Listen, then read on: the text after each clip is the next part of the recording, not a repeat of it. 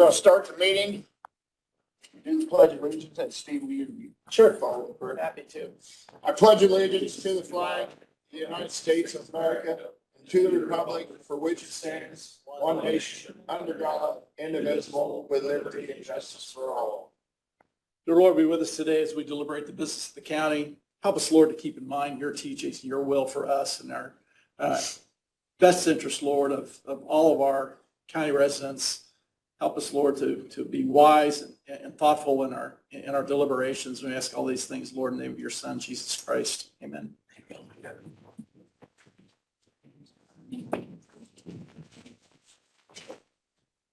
Okay, Tony, you got anything for us? Minutes first. Minutes. You get a chance to look at the minutes? I did. I make a motion to approve. Second.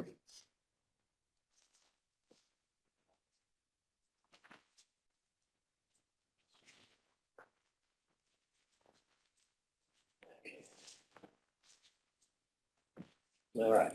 Okay, here you go. There'll be a few things since we missed last week. And the first thing I have is I handed out to you before the meeting, the monthly weights and measures report submitted by Inspector Hackman. Make a motion to accept that report into the record. Second. And the next thing I have is Eastern Alliance in the amount of $15,013. And this is an endorsement that they did to increase the payroll figures to match the audit figures for the past Sure. year. So this is kind of correcting that. It's $15,013. It's workers' comp, right? Yes.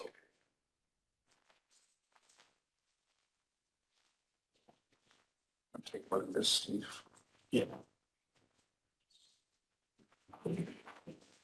Make a motion to pay the Eastern Alliance $15,013. Second.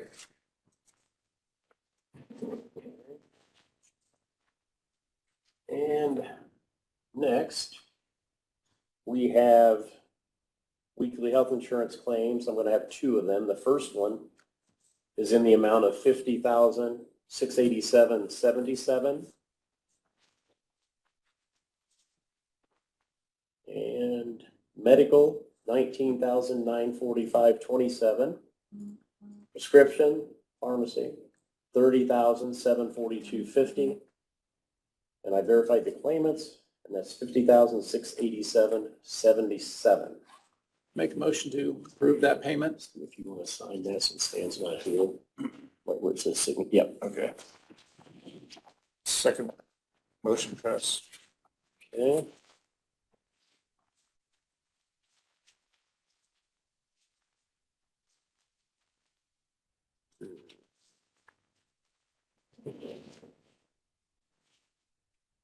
Okay.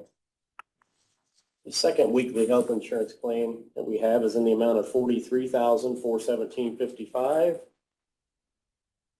Medical is $4,897.64. And pharmacy is $38,519.91. That's $43,417.55. That was already signed, so. This is. Make a motion to approve. Second. Carries. Okay. There it is. So many papers, I can't find them. Okay, now we have another Eastern Alliance workers' comp.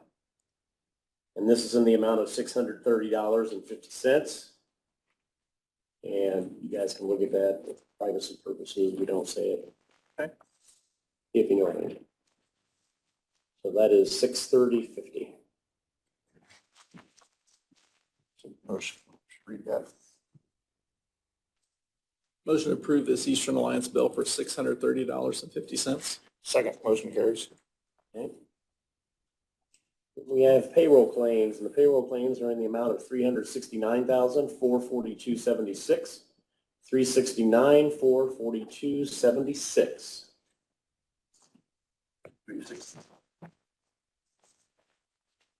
Motion to approve. Second. Motion pass. Third. And we have the payroll time card approval that you should have received via email for the department heads, the payroll time card approval. Motion to approve. Second. Motion carries. Staying on the payroll train, payroll AP claims, which are the benefits and so forth. And that's in the amount of $335,146.05. $335,146.05, the payroll AP claims. Motion to approve. Second. Motion carries. We all should have received the accounts payable claims. Trying to remember. There was a couple IPs and a couple of bridge or highway, I think, that were pretty good size. Yeah. Anyway, the accounts payable claims total is in the amount of $477,492.09, $477,492.09. Did you have any I questions? did. Nope. Had an opportunity to review those and didn't have any questions. I'll make a motion to approve. I'll second that. Motion carries.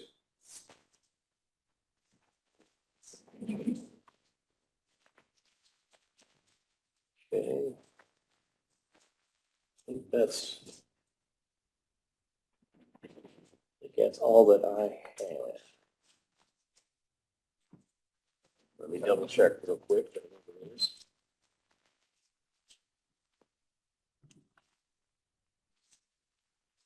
Yeah, I don't see anything else. Okay. Go to county engineer.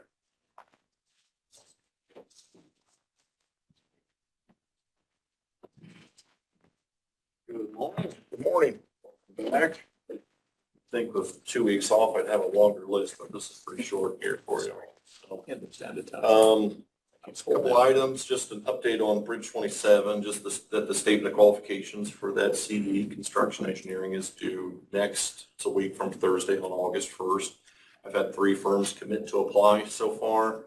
Others have reached out just asking about some plans, but I'm hoping that we've got a pretty good response. We should have at least Good. 3 to review when that time comes. I'll go ahead and get all the paperwork together from after that date, so you should be able to review that your following week there in August. Bridge 132, that is the one that I did rebid. It's an asphalt overlay on that structure on 500 South east of 000 on the Hobegger. I did receive 1 quote for that. I had submitted to 3 firms. One was too busy. Another one had just neglected to submit on the second round, but it is below my estimate on the project. I had estimated about $98,000 for the project. The low bid from E&B was for $71,868.52. I am recommending approving this agreement. It is a quote, so I just have the quote form that I've been using on other smaller projects like this, and I'll give them a notice to proceed. The project has a completion date of December 1st, so I'm kind of giving them all the rest of this year to work that in. It's an overlay project, so it's not going to be a significantly long project overall, so I'm not expecting like a 60 or 90-day closure. It should be closer to that sub 30 days, but I don't have a formal construction schedule from them at this time. So I'm requesting your approval to proceed with that project. Motion to approve. Second. Thank you.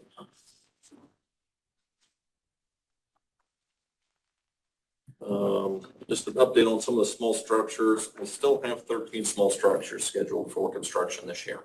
So many of the contractors, local contractors have been very busy, so they've been neglecting to get them in. I've got one contractor's got all but one of them done. I believe another one's going to have their pipe delivered, and another one has quite a few that have not started yet. The end date on that agreement was September 1st. So we're starting to run a little thin. There's time to do them all, but I am kind of starting to put some pressure on getting some of those started to make sure that those get done.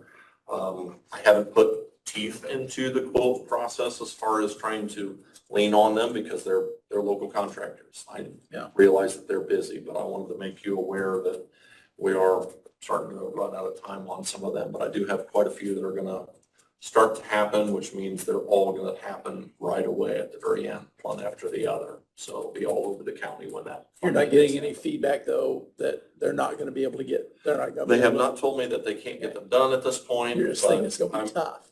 I'm looking at the schedule and I'm looking at the amount of work, so I realize that it's gonna be last minute. So it may be to the point where they're doing some on Saturdays or something like that. I don't know. So once I know more, I'll kind of keep you at least apprised of where we're at on those projects. But you've not been alerted that they're not gonna be able They're to meet not. the deadline, or that they're not even gonna get them done yet this year, or that they're not gonna do them or So anything like nothing that. from the contractor saying that's just a concern from their side. I'm just looking at it, saying, well, they've got some flexibility and I'm giving them that flexibility to do that and they're using it to finish up what projects they already have.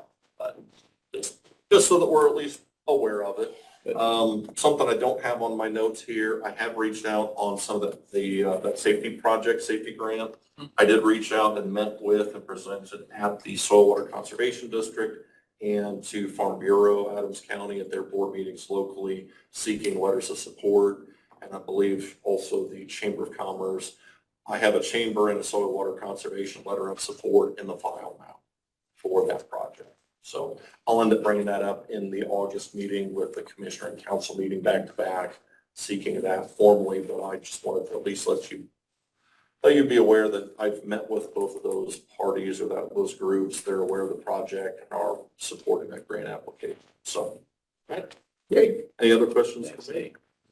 Dave. Thank you. Thank you. Hey, Nate, one question. The small structure work, that usually take about 2 or 3 days to respond. Usually it's a day, maybe two. Where's the One, date? 2 days, still can go.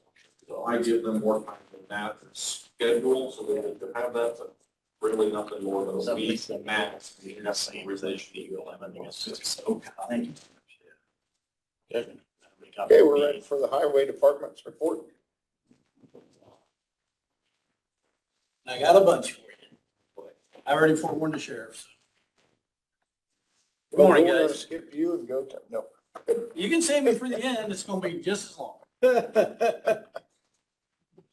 So the first thing we're gonna do is the mowing tractor quote, bid, whatever you wanna call it. Be the first thing we open today. All right, the first one is from True Land Equipment out of Bluffton, Indiana, and that will be John Deere.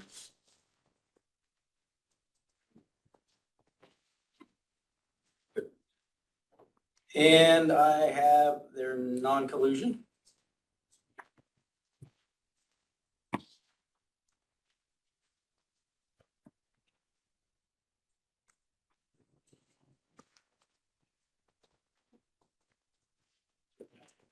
And their bid price is $94,100.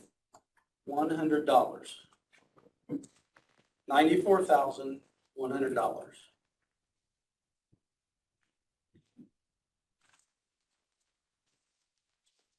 I don't know if it's a 6120M and it's front wheel assist.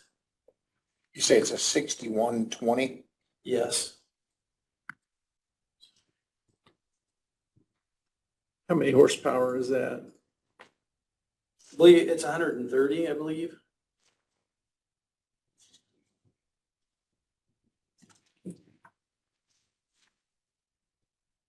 What kind of tractor is that? What is that for? It's a mowing tractor. Mowing. Mower. Yes, it's one of the big ones that pulls one of the It's like the bat wings. bat wings. Pulls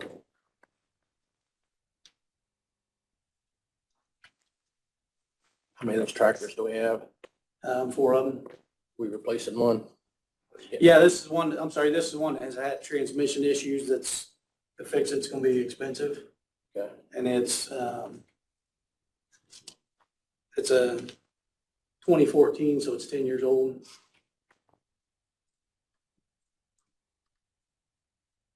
Is that a New Holland or what is it? This is a John Deere. No, the one that we're. Oh, it's a John Deere. Yeah. I'm just looking through here to make sure I'm getting figuring these numbers right.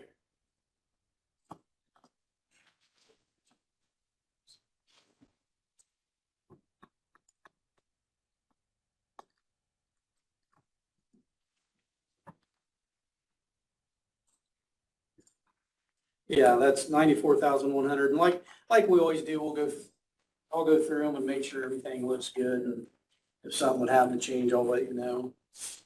Now that, John Deere, that 2014 with the bat training, Yeah, what size is that? 6115. 6115? Yeah. Is that, and that's a John Deere, you said? Yes. Is that straight out or is that a trade-in price? This includes the trade-in price. Okay, so that's, With they trade. didn't have what, full amount was, or? Yeah, they do have the full amount.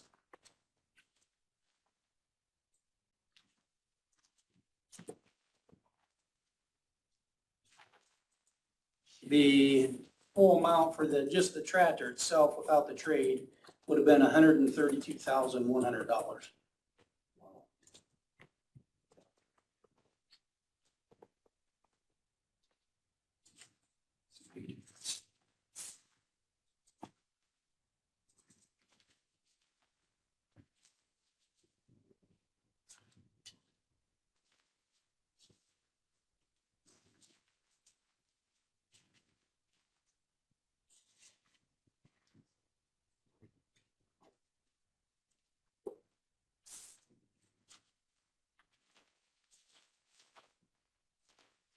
So the other quote we have is from New Holland Tri-County out of Bluffton, Indiana.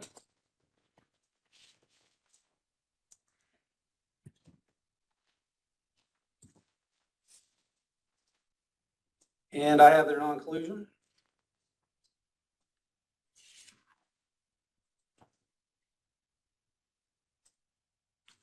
And this will be 120 horsepower front wheel assist tractor.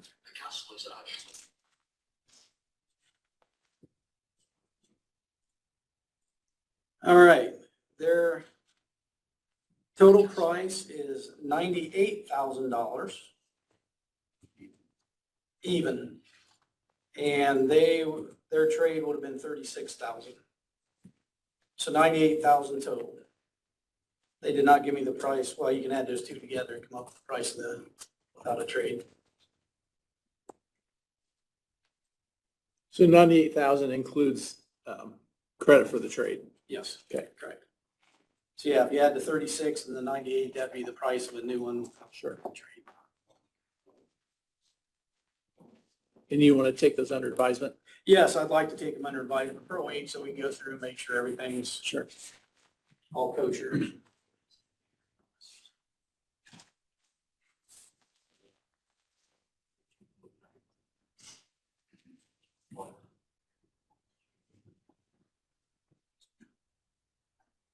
They haven't said anything. What size was that New Holland? I'm sorry. That was 120 horse. No, what size or tractor? Oh, the size? actual number of it? Sorry. No, you're all right.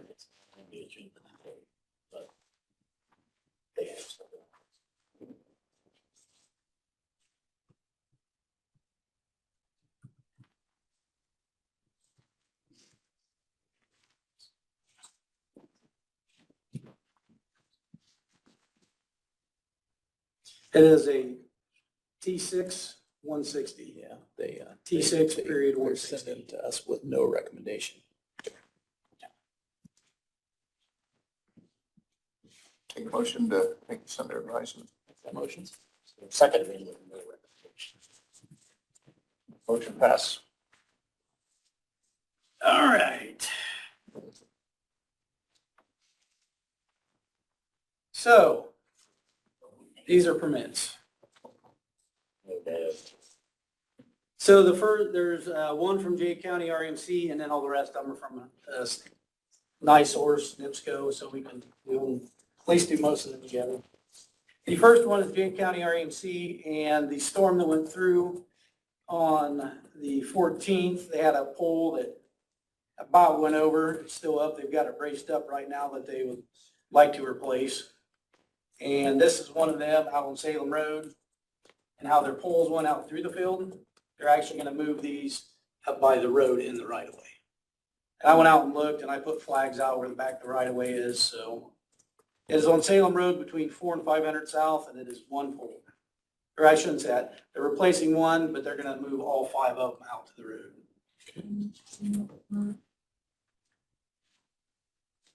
So I didn't see a problem. Motion approved. Second. Motion carries. All right.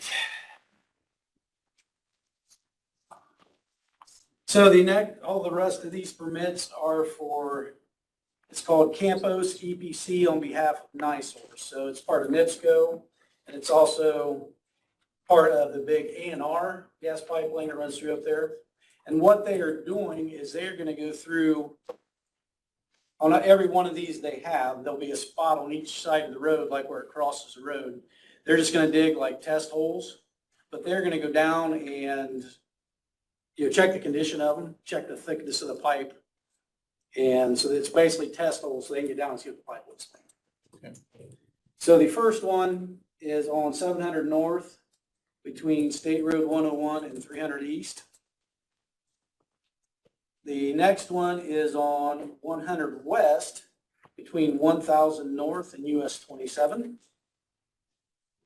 The next one is on 100 East between 900 and 1000 North. And the last one is on 300 East between 7 and 800 North. So it's just kind of that area where their pipeline runs through. So they won't really disturb much other than just drilling down. At this point, they're just drilling a test hole. They're going to actually, they'll have to dig a hole so they can, Okay. they want to be able to get down and see it. Okay, so they're going down to the It's, pipe, then they're gonna drill through the pipe. Yeah, a 10 by 10 by 6 hole. Okay, Yep. okay. They'll be on both sides of the road at these locations. Okay, so it's pretty significant. Yeah. And then, our permit requires them to put it back the way it was. And Paul went and drove all of them and looked at it. I mean, Okay. it's fine where they're at. Motion approved. Second. Motion carries.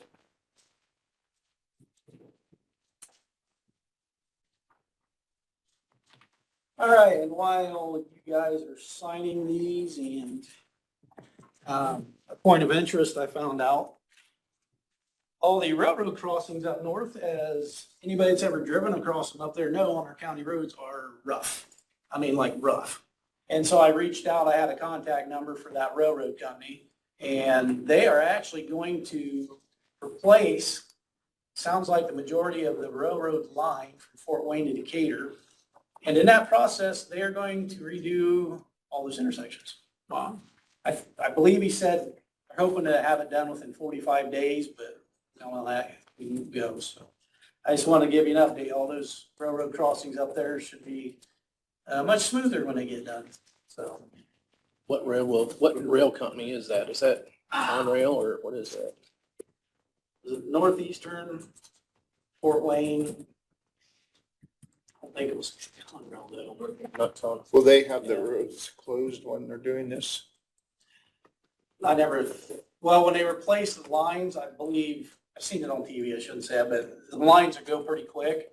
Yeah, they're gonna have to close them though to do the intersections, and I never thought about that. Are we gonna have to, I mean, it's gonna be a 1-day closure or? Oh, I would think it would be much more in a day, yeah. Brad, can you give me a number, or can you reach out to them and make sure they notify dispatch? Yes, I can do that. They're replacing the actual, Oh, right here, actually. They're actually replacing the rails, the rails? yeah. That's what he told me. They can do It's that called in the 45 days. Chicago, Fort Wayne and Eastern Railroad. Hmm. Yeah. All the way from Fort Wayne to Decatur, they're doing that, huh? Yeah, and I mean, somewhere in that area, he said like 16 miles of tracks. And they've got a couple other intersections that aren't bad they won't mess with, but the ones that are rough, they're gonna take care of. Are they gonna let you know which ones are going to take care of or That's all of them in Adams County. all of them? Yeah, all of ours. We've been across them, they're bad. And I shouldn't say all of our county roads, I don't know about in town or anything like that, but all of our county roads that they cross. All right. The next item on the agenda. I don't know, we discussed this. It's one of the unofficial detours from NDOT. And I believe it was back in March. They first notified me, so Paul and I sat down and looked at where we thought a good unofficial detour would be. we talked to you guys about, like I said, I think it was back in March. So now they have finally sent me the paperwork to be signed. And it will be when they're anticipating this to begin in the spring of 25. It'll be State Road 224, and it'll be out by 101. This one is actually just on the west side of 101. So they'll detour, and the detour that we gave them, because there's not a lot of choice up there, was 400 east. You'll come down a mile to 600 north, south of 224, and then they'll go over to 300 east and just back up. So it goes around their area of work. And just, I don't know, as a reminder, as an unofficial detour, if there's damage and that done to this section of road, they'll reimburse us for whatever. So it's running to the south, not to the north from that area. on Correct, 400. because Okay. when we looked at, if we went on up to like 700 north, you're coming into Belmont Road and that whole thing there, and they would have came in through Belmont Road, it wouldn't have been good. Okay. So we just took them south. So if you gentlemen are in agreement to that, I have the paperwork to be signed here. That could be paving, Brad, on 224. They're replacing a small structure. Small structure. Yeah. They're calling it a small structure, large culvert. Yeah. Brad, the big trucks will still go On their state. on the state route, 101 south to 33 and that probably. Back up to 27 Okay. around, correct. And it doesn't say how long they're thinking, just to begin in spring of 25. What we need to worry about, no through truck posting or anything on that, or how long do you think that's gonna be? The large culvert, they could take maybe a month. And it won't be like a bridge, but it could be up to a month. And, yeah. We could, When we get there, we may want to think about that.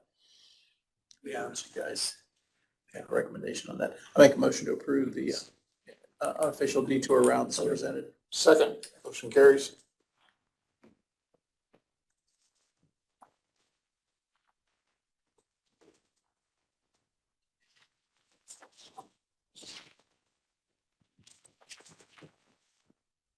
Can't remember, Tony. Well, monthly drill for your record. Like to see that detour. Oh, yeah. I'll get my, Right there, here. Yes. I just need to make sure all the search work. Right. You said this ordinance would be 8. Yeah, the next one is to be 8. All right, so we have received our monthly draw for July from our MVH and local road and street. For the month of July, our MVH draw was $315,800.65. $315,800.65. And there again, I know we talk about this every now and then, but it's interesting if you compare it to like last year's draw. Typically, the month of July is higher, but more people are driving.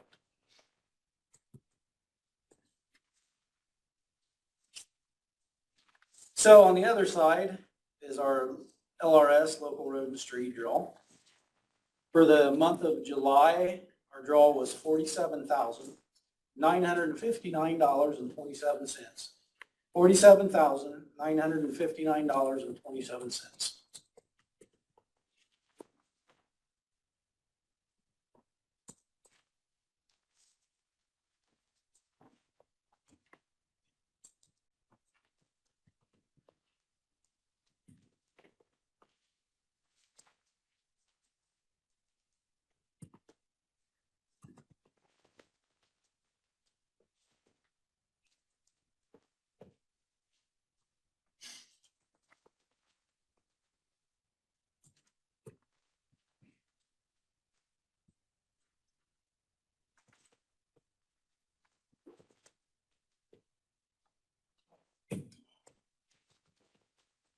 Make a motion to enter that report into the record. Second. Motion carries. And other than that, the only thing I have is between the weather and we've had some issues with our oil truck for chip seal, you know, the one that sprays the oil down. And last week it blew a seal out, which stopped us. And as you can imagine, the back of that truck's covered in oil. What a mess. So the pump's in the back. So the mechanics had to get that pump out to replace the seal. We had to replace the seal to see if there's still another issue with it. So we were thinking, today we're good, we're gonna try it. And they went out and the first load of stone and blew a different seal out. So this is just kind of, just letting you guys know, normal operations, but now they're gonna have to replace that seal and we're gonna have to dig into it deeper to see what's causing that issue. So right now our chip and seal is on hold. And other than that, so we send everybody back out to keep mowing, you know, and just go out and trim trees and take care of the roads. So the hot oil, is that gonna be a problem? To keep that oil hot? Excuse me, so we have a storage trailer there that the company provides us. It's heated. So we can actually go out and heat it. But yes, that's a very good question because if that oil, it'll start to, you know what it get like. Right. So yes, it is actually a heated trailer that we can keep hot. And other than that, just dealing with the fair and eating some good food and listening to the animals, so. Hey, Dealing with traffic. Huh? Dealing with traffic, any yep. questions? No. Good. Thanks. Thanks a lot, Brad. Thanks, Brad. Yeah. Building and maintenance.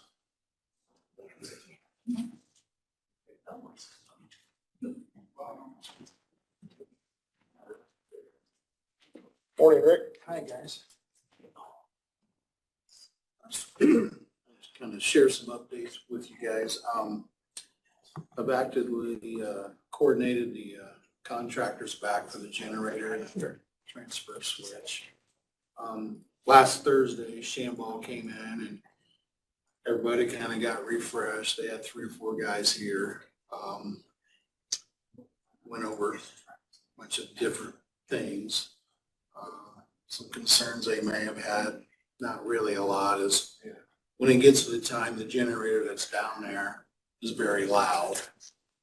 They knew that. It was going to work around that. Because when they go disconnect that, we got to keep these servers, things running. So, but not a lot of things there. Yesterday, the rigging company came in with Shamball about getting the transfer switch down into the basement. The gentleman was concerned about laying the transfer switch down and getting in past the chillers. But I don't see any other choice. We got to do it. I mean, they said they could do it, so I guess figure it out and do it. So with that being said, they wanted to know how long it would take to get those items here, the generator and the transfer, about a day. So it's a lot of coordinating here, you know, day to get it here, trying to coordinate when get the crane here, but it's coming together. So hopefully this week yet, sometime they'll give me a date to release that and get that thing here, so. Now, will we have to be shut down or anything when we do all this? Then, what'll happen when we set that, generator? Actually, Gene Blake had went down and talked to PD down here about closing the road, but to do that, you gotta go in front of council, but I don't think we need to do that. We'll obviously have to put barricades up where they park there for the gymnasium and then that little lot, but I think we can direct traffic around that. It won't take that long to set that generator in there. So one side of the road may be blocked off, but not the whole thing. At least that's my plan, to do it that way. And I think it'll be okay. Just, it's about communication, letting them know down there that we can't park and set the cones up, and it won't be all day to do that. So hopefully it'll go well. So hopefully I can get back with you guys with a date. I'll have it by, I'm wanting it by the end of this week so they can let's get this done, you know? Yeah. Some time ago, and through postponement, Decatur Fire Marshal was in all three buildings. We had that walkthrough, I believe it was last week, and everything was good. Everything he pointed out got fixed. Same with Superior. Everything's good at Circuit Court, with the exception it's a work in progress, the room down there where the files are. I got some junction boxes that we need to wire some different things up in the ceiling there. But it's going well. I'm hoping by the end of next week, we got that all taken care of, and we'll be back. So that was done.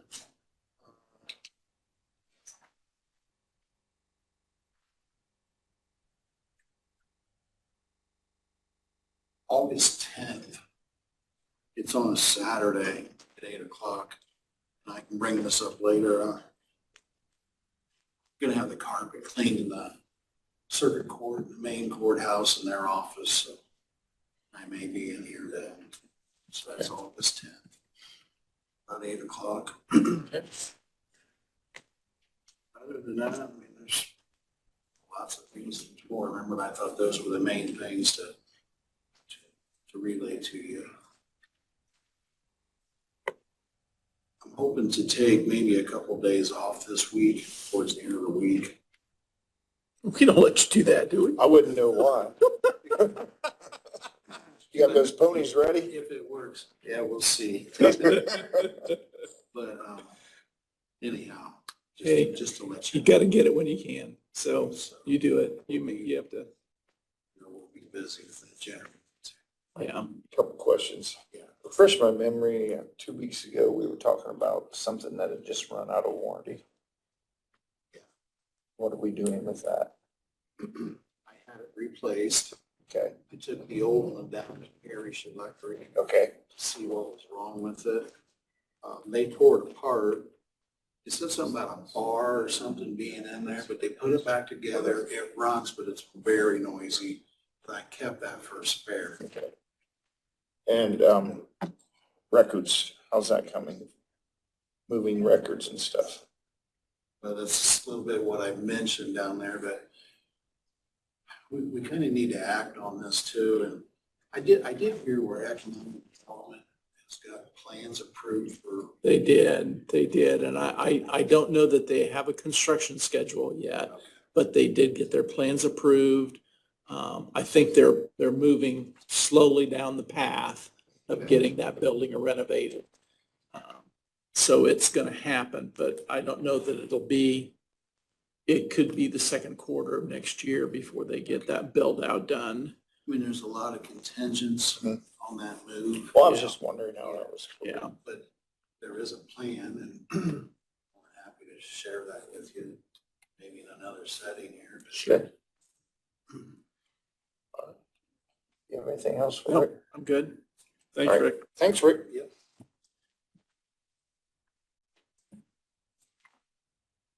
Ed, do you have anything? I do, just a little. Mr. Coon, I will say that you sure know how to keep a meeting moving along. Well, thank you. Commend you on that. I want to let you No, know. no on- comment on the person that's not here, right? Well, I mean, somebody has to look in the mirror. Right? The current collection report, we crept over 99% for the spring collection. So we're in really, really good shape. We've already got over 3 million for the fall collection in already. And we got a few months yet before all that's done. So we're in good shape there. I did want to let you know on the upcoming tax sale. We started off with 72 properties that were eligible for tax sale. We're down to 20. So we're in really good shape. Again, we have about 3 months before that's coming up. October 31st will be the tax sale date. One of those properties, I have a question, and Mark, I'm glad you're here. A couple weeks ago, I had sent you an email about that property on North Pickway Road, that the ID properties. And We had that in tax sale a year ago. We had it in the certificate sale, pulled it out. And now it's still back in tax sale. But I had asked you if you wanted to, the question was, do the commissioners take title to that? And if they do, then we need to proceed with that. And the next step is to have judge sign off. Yeah, I've already filed it. You already did, okay, that's good. Petition for tax deed. Filed it on the 16th. Okay, good. So we're in real good shape there then. That'll take us down to 19. I'm sure half of those will get, I'm relatively sure that half of those will get paid. So we'll be at 10 or 12 maybe for tax next time. But that's all I have. Thanks. Do you have anything for Ed? Good. Is 99% the best ever we've had in the county for? 2 years ago, I ended up at 99.547 for the year, which is incredibly good. We're not quite there this year, but we're getting there. Tom, you're up. Morning, gentlemen. Morning. Hey, Tom. Couple items. First is just to keep you informed. A few years back when we opened up the credit card, this is more of a council decision, but I'm gonna keep you informed. We opened up the credit card. If I remember, I forgot about it. We were under the state umbrella for the credit card package agreement with JP Morgan Chase. The state's going to wait for JP Morgan Chase, and we can stay with them, but we had to sign a new agreement. I sent that agreement to Mark, but like I said, that's more of a council decision. They're going to change the rebate a little bit on us. We get about $1,000 a year rebate when we use it, so I don't think it's really going to hurt us that much. So just let you guys know. If you guys do not want us to proceed with it, then we don't have to. Do we know where the state's going with their service, or are they? Okay, I guess I would wonder if we'd be better off following the state or The sticking. rebates they're not changing it that much. I don't know if it really would be beneficial. I mean, Okay. we've been with it, it'd be more of a hassle to change, I think, than it would be to, I mean, if we lose $100, is it? I guess the thing that I might be interested in knowing is if the actual charge to the taxpayer or the payer No, will this is change. the cards, I'm sorry, this is cards that the county. Oh, you're talking about our credit Right, cards, but so we not used to go credit to card travel. processing, Right. our credit card. Yes. Yes. Okay, not our merchant credit card system. Correct. Sorry about that. No, that's fine, I didn't. Yeah, that's you're fine. right. It's fine. Probably not worth chasing. Okay, the second issue is property fraud. Currently in our office, we have 3 property fraud alerts. It's through doxpop.com, and it does not cost anybody who signs up for it. The one negative is since our properties are from 1990, is on the back or forward is on the computer. Anything prior to 1990, you can't sign up for it right now until I get all my back scanning done and like that.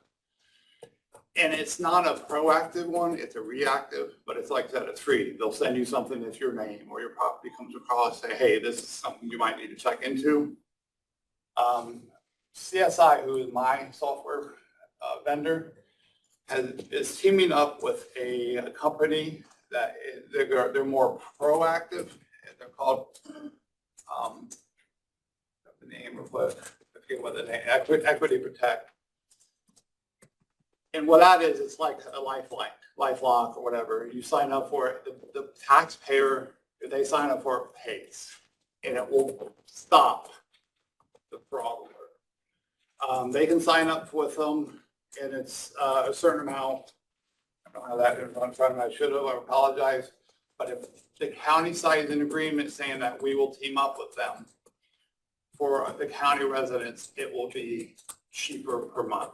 It does not cost the county anything. It just says that we agree that we want to team up with Equity Protect to allow the taxpayers of Adams County to sign up for a cheaper rate. I sent the contract to Mark and Clayton itself. They also did a study,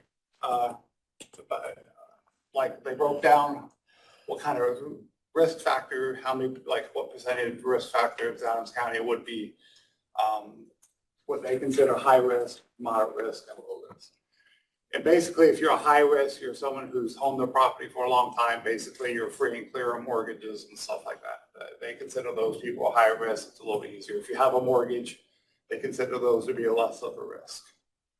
So I guess my question is this something that the county would want to team up with them to sign? Like I said, there is no cost to the county, the taxpayer. It's just with us signing the contract saying we're going to agree with them that they would lower the price if anybody from the county wants to buy, to purchase that. I mean, Do you know, do you know if that would make us exclusive with them so that we couldn't? no, they could still, someone could still sign up for Life Block or something like Okay. that. It's just that if they Okay. sign up with this, I mean, I think they would use us as advertising, saying, hey, Sure. we're in Adams County. This is a county recommended or whatever, supported. Mark, what's your thoughts on the, I guess I'm still trying to figure out if that risk is, I know it's real, but I don't know how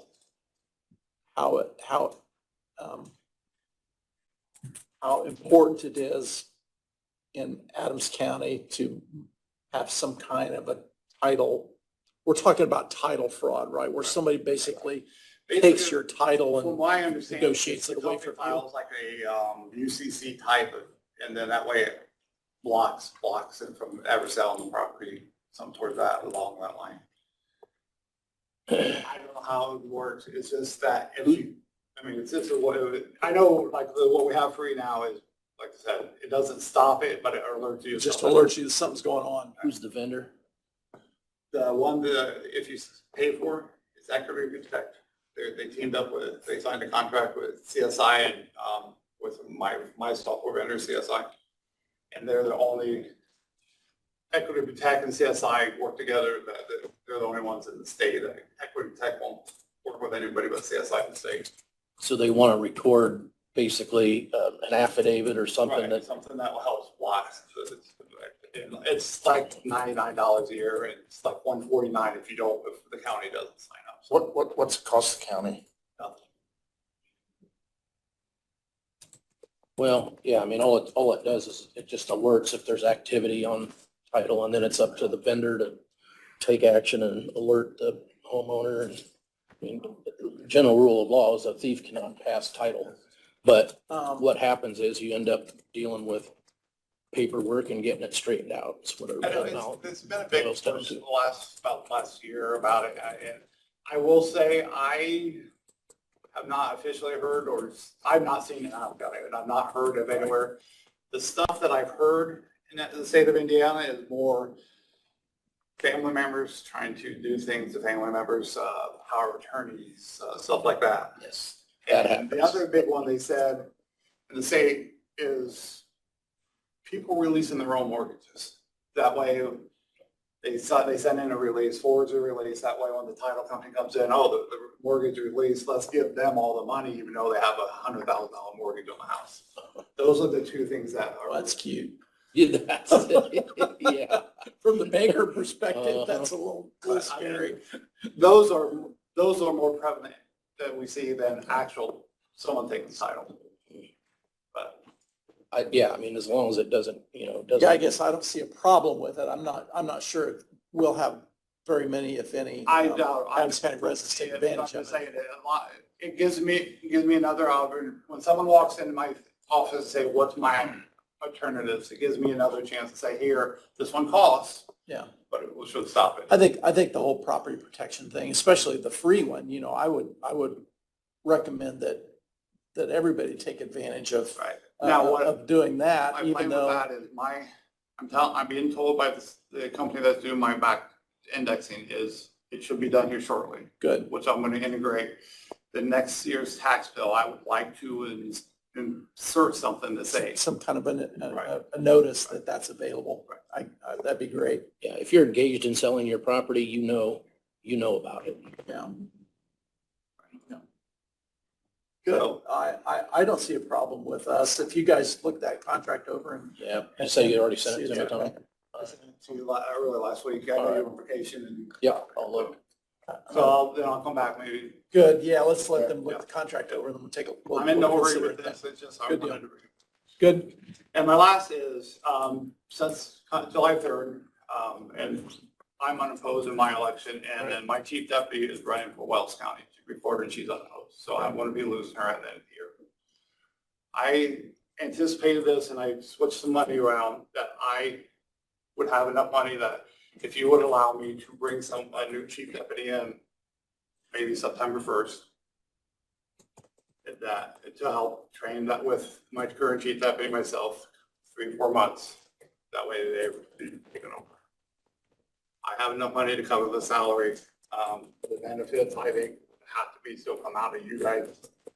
But I've already talked to council since they were the first one that I saw since Right. it's come up. and what, They were okay with it. okay. Shannon, does that make sense from your perspective that we do that?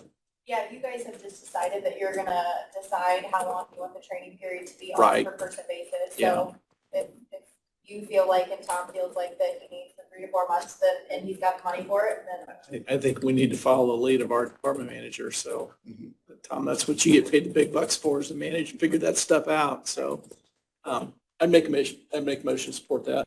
Second, motion carries.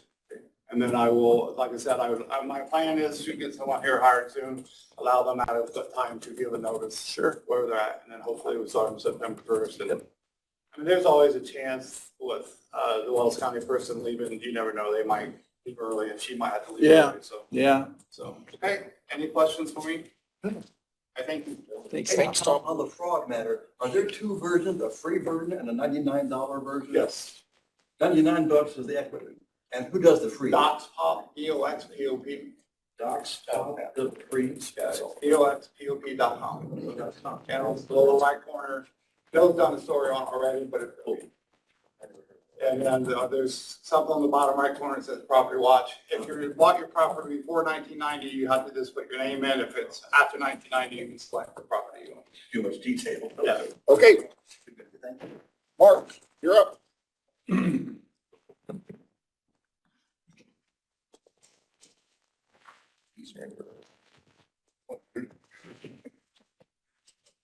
Six places this morning. Got 3 subdivisions for you guys.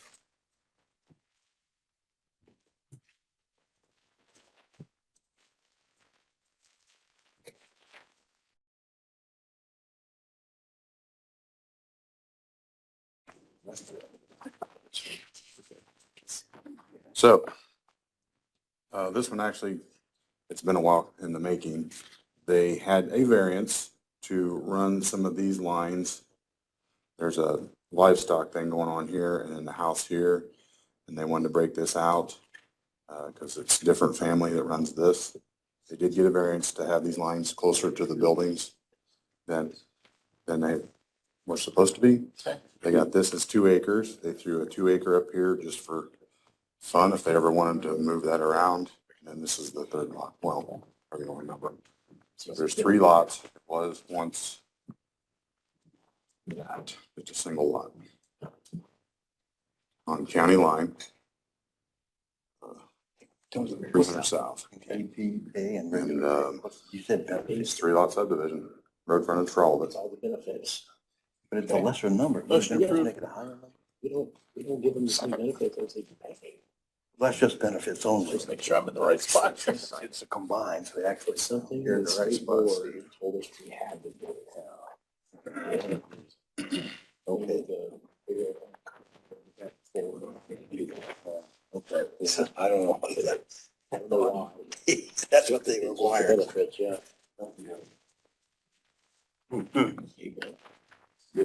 About yourself. All right. You wouldn't have gone on vacation by now. Yeah. 2 lot subdivision, and they're just simply breaking out home from the rectangle. It was that's 500 west, 224, 37. close to 224. And, just a single lot. And they put, 37 and an entrance off of it. Motion approved. Second. there we got it. Okay,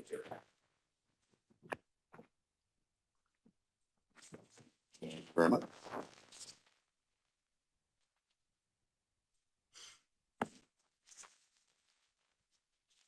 One more.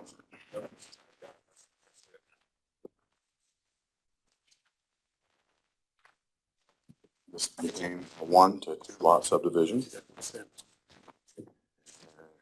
Right darn way. 100 south, 100 east was one big lot. They have taken this piece off, Okay.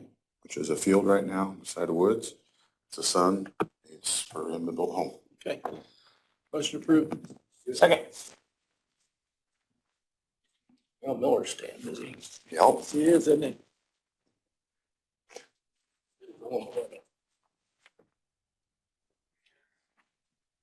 One more thing. Do you want to talk about Thursday night? I'd like to. You got a minute? Okay. Yeah, Yep. just at least let us know what's going on. I got a couple notes just so I can tell you. Well, unfortunately, they didn't, we only had 5 members. Okay. And that could vote, there that night. And you need 5 to get anything to pass one way or the other, because you have to have the majority of the whole of it, not the Okay. majority of that night. Okay. Which I didn't actually know that to begin with. We verified that before the meeting. Okay. I was hoping 3-2 would do it, but it's 5-0. Should we have waited on that vote? I'm just asking. There was a motion to push it to the next month to get a full, and I actually think, because Bob Reef made that motion, he goes, I think we should do our job and actually make a decision one way or the other. And they didn't vote for it. So they voted again to send a no recommendation and push it on to you guys. So that's where it's at again. Now it's a no recommendation, I should say, as opposed to. Can you tell me how how it's changed from what we saw the first time? From the very first time? Or Yeah, because the it's second time? been Yeah, several. This is the It's the third third time it's time. been presented Yeah. to the planning commission. my personal opinion, there's no reason it shouldn't have actually gone through. Because we've asked them to follow our ordinance and they have. Okay. And the fact that it didn't happen is still slightly a mystery to me, because one of the arguments was the spot zoning, but we're telling you in our ordinance, you have to rezone it when you do a major. That's part of the deal. So how do we say you have to rezone it and then complain about the rezoning? Those two things don't make any sense to me. And it is house lots. I mean, there's 10 lots or whatever, 13 lots on, especially the ones on Winchester, the ones that actually are building lots. The other 3 are just kind of caught up in it because it's such a weird big chunk. And it's all, at this point, it's all one lot. Yes. So to take the bottom lots out of it from the very first time they came in, they ended up doing a minor subdivision, which didn't have to be rezoned. And that left the bottom as 2 lots, and they didn't have to be rezoned. Okay. And then after that was done, they took lot 1, which is now this whole top section of the creek, and they were going to take a lot 1 of that minor and turn it into a major. Okay. And they can't not include that whole thing, because it's lot 1, you know. Because they can't. It is what it is. So, what I think some of the people, and I tried my darndest to say, it doesn't, turning something from ag to R1 doesn't stop you from farming it. It doesn't stop anything. And it only affects the person that owns it and is doing the subdivision, and they're okay with it. So I don't know why there's an issue nearby. But anyway, it has also changed, and I don't remember the sequence of what changed when, but they do have shared lots or shared drives, so that they now, that was one complaint, maybe too many driveways coming off. Right. So they brought them to share coming off at basically the same location. And so that made, cut them in half. I don't see anything wrong with how it is right now. I think maybe if we would have waited and had a full 9 people there, we could have gotten where we needed to be. But that's not the way they voted. So that will come then to the commissioners for action sometime in the next Probably next couple 90 weeks. days or whatever, right? Quick, if you guys want to hear it, or go through it, they said, I wrote it down, October 16th is the 90-day deadline, so if nothing happens, then it just dies for lack of a motion. But, yeah, if you guys bring it up. And then the other one, we had a Becker that came in to get zoned out of R1 into ag because they still have a farm. They didn't realize it was R1 till like a year ago, and then there was something that came up that made them realize it, and that went through. That's recommended to So go that'll back. come to us still. That'll definitely be pushed towards you guys. Okay. Okay, good. And that one was recommended there. Yes, One sir. other thing, Gerard's looking, did you find out anything about that? Yes, so they know they have a problem. They have ordered some special material to put in it that's supposed to resolve the issue. And they said it was ordered and coming from like Texas or somewhere, some product, chemical powder, but I also just heard, that it may not all be manure that's going in there. Yeah. Which is the cause of it. So that needs to be addressed also. Is that a health issue? See, the reason why I'm bringing this up is probably 8-10 years ago, we had that same problem with a lagoon outside Geneva, which was a health issue. Because of the stuff they were sprinkling. Yes. So the call I'm gonna make, that just now, know that it's not all manure going in there, is gonna be to, I gotta think about this, was it IDEM or DNR that, I think IDEM that I think it's IDEM. approved, these large lagoons, and that And means what it's their jurisdiction to know what's being done or being brought in, whether they agree with it or not. I don't really have an opinion until they give me one. It's theirs. But one thing is they're getting something to hopefully resolve the smell, and then two, it needs to be looked at what's going in there. Maybe that shouldn't be happening. Well, I just didn't know if we needed the health department involved in this. I think DNR or IDEM first. It's their thing. You'll keep us updated on that. Sure will. Good, thank you. Okay, thanks. Don't leave, Mark. We want to discuss the floodplain Yes. ordinance, Okay. just in case another question. Yeah, we're going to do that right now. We're gonna move that up since you're here now to, Awesome. so if Mark's ready. Floodplain. Yeah, on the, so you made the board made the recommendation to adopt the changes to the floodplain ordinance? Yep. Okay, yeah, I've reviewed that. I mean, what are the actual substantive changes that you saw? I'm prepared, huh? It's been a while since I looked at it. There isn't a lot. It's weird. We just did this. State just keeps rewriting stuff and saying, hey, put this together and here's how they give us the model. Oh, it's basically take it or leave it, adopt it. Yes. Otherwise you lose your We had our flood word insurance. Athens County in it where it used to say something else, and that's Mhm. about it. I don't know the substantive changes because I don't think there really was. How I'm gonna deal with it's not really changing. Okay. They have their processes of, the DNR map, and there's FEMA floodplain maps. They don't always match. But they do want, if it's in either one of them, that I have to contact the DNR. So even if it's in FEMA but not in DNR, I still got to contact DNR. That's one of the things that I will have to do. But other than that, the fact that it's flood fringe and the rules to get you, that you can do to build in flood fringe still exist the same, which is 2 feet higher than base flood elevation. And then if it's still in floodway, then that's still a DNR permit all the way, and I don't do anything until that gets resolved.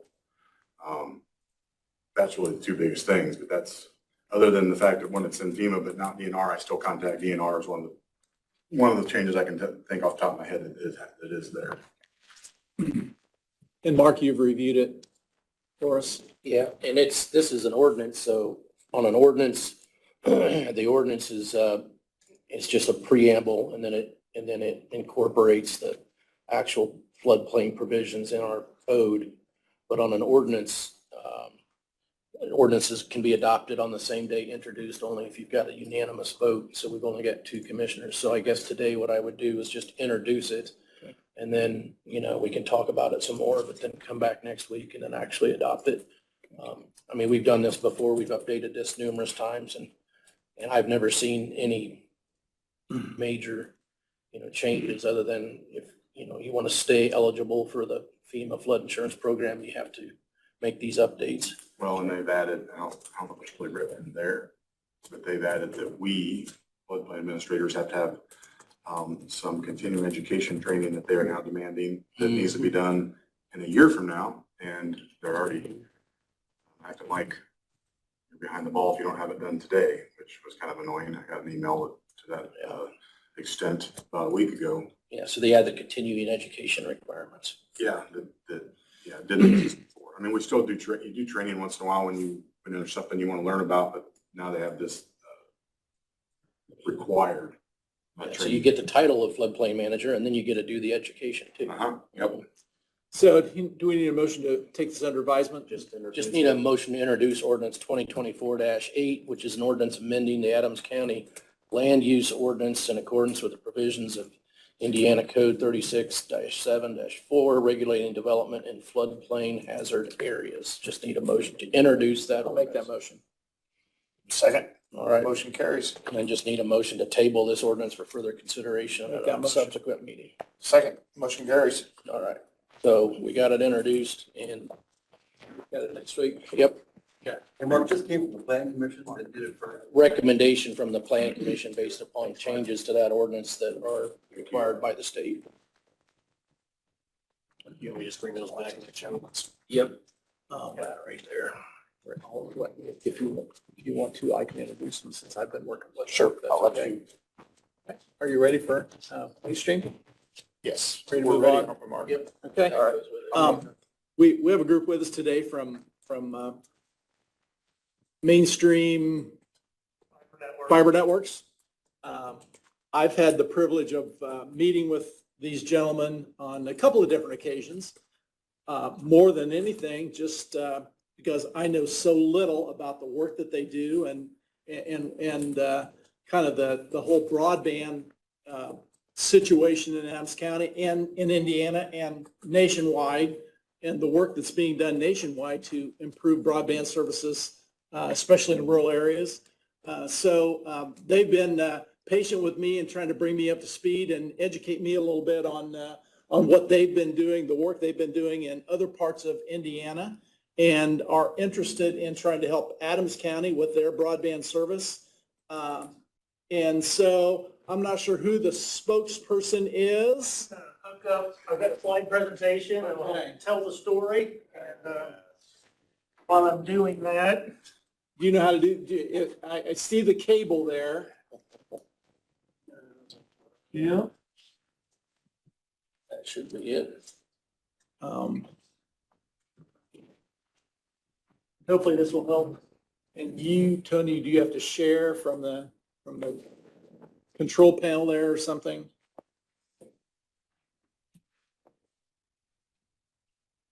Why don't you introduce yourself and your Absolutely. team? Yeah, thank you for getting us on the agenda and the time you've given us over the last several months of kind of sharing what we're doing in 11 other rural counties across Indiana, helping, let Hoosiers who are unserved or underserved with broadband be able to truly compete in the digital economy. So I'm fortunate enough to have the Brain Trust with me back here.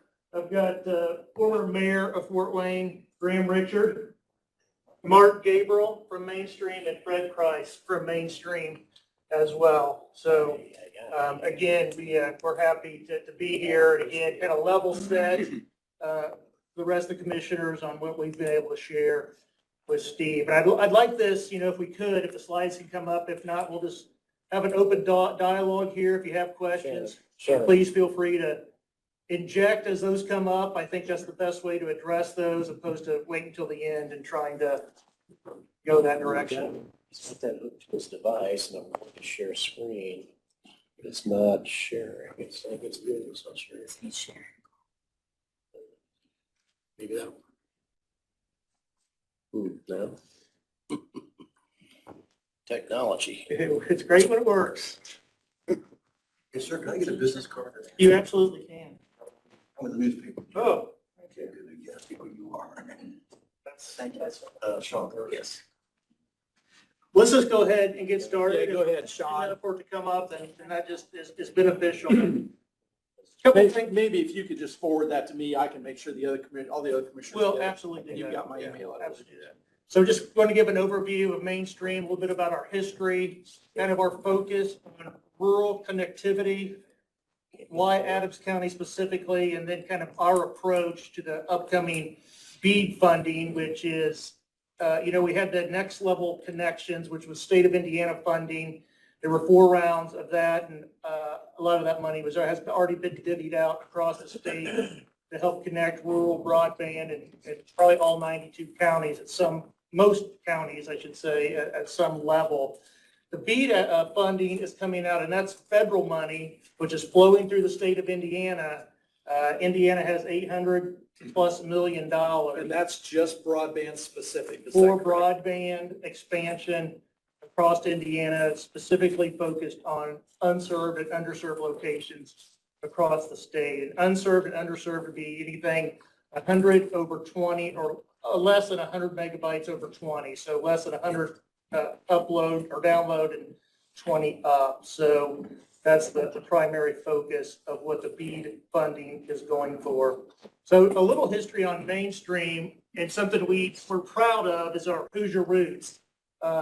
Indiana company, only focused on Indiana, no interest in, going to Ohio, Illinois, for sure, or even Kentucky, but really focusing not on Indiana, but more specifically on rural Indiana. Founded in Brown County by Brian Gabriel, which is actually Mark's son. And, he worked at the school corporation there in Brown County, and they were having an issue doing I-STEP testing online. So the Department of Education says, well, you better figure this out, or maybe you shouldn't be a school corporation any longer. So being an entrepreneur and, ingenuitive as he was, Brian figured out a way to connect all grade schools, middle schools, and high school with fiber across the county, which then allowed them to be able to participate in the I-STEP test and bring in other educational opportunities to the county.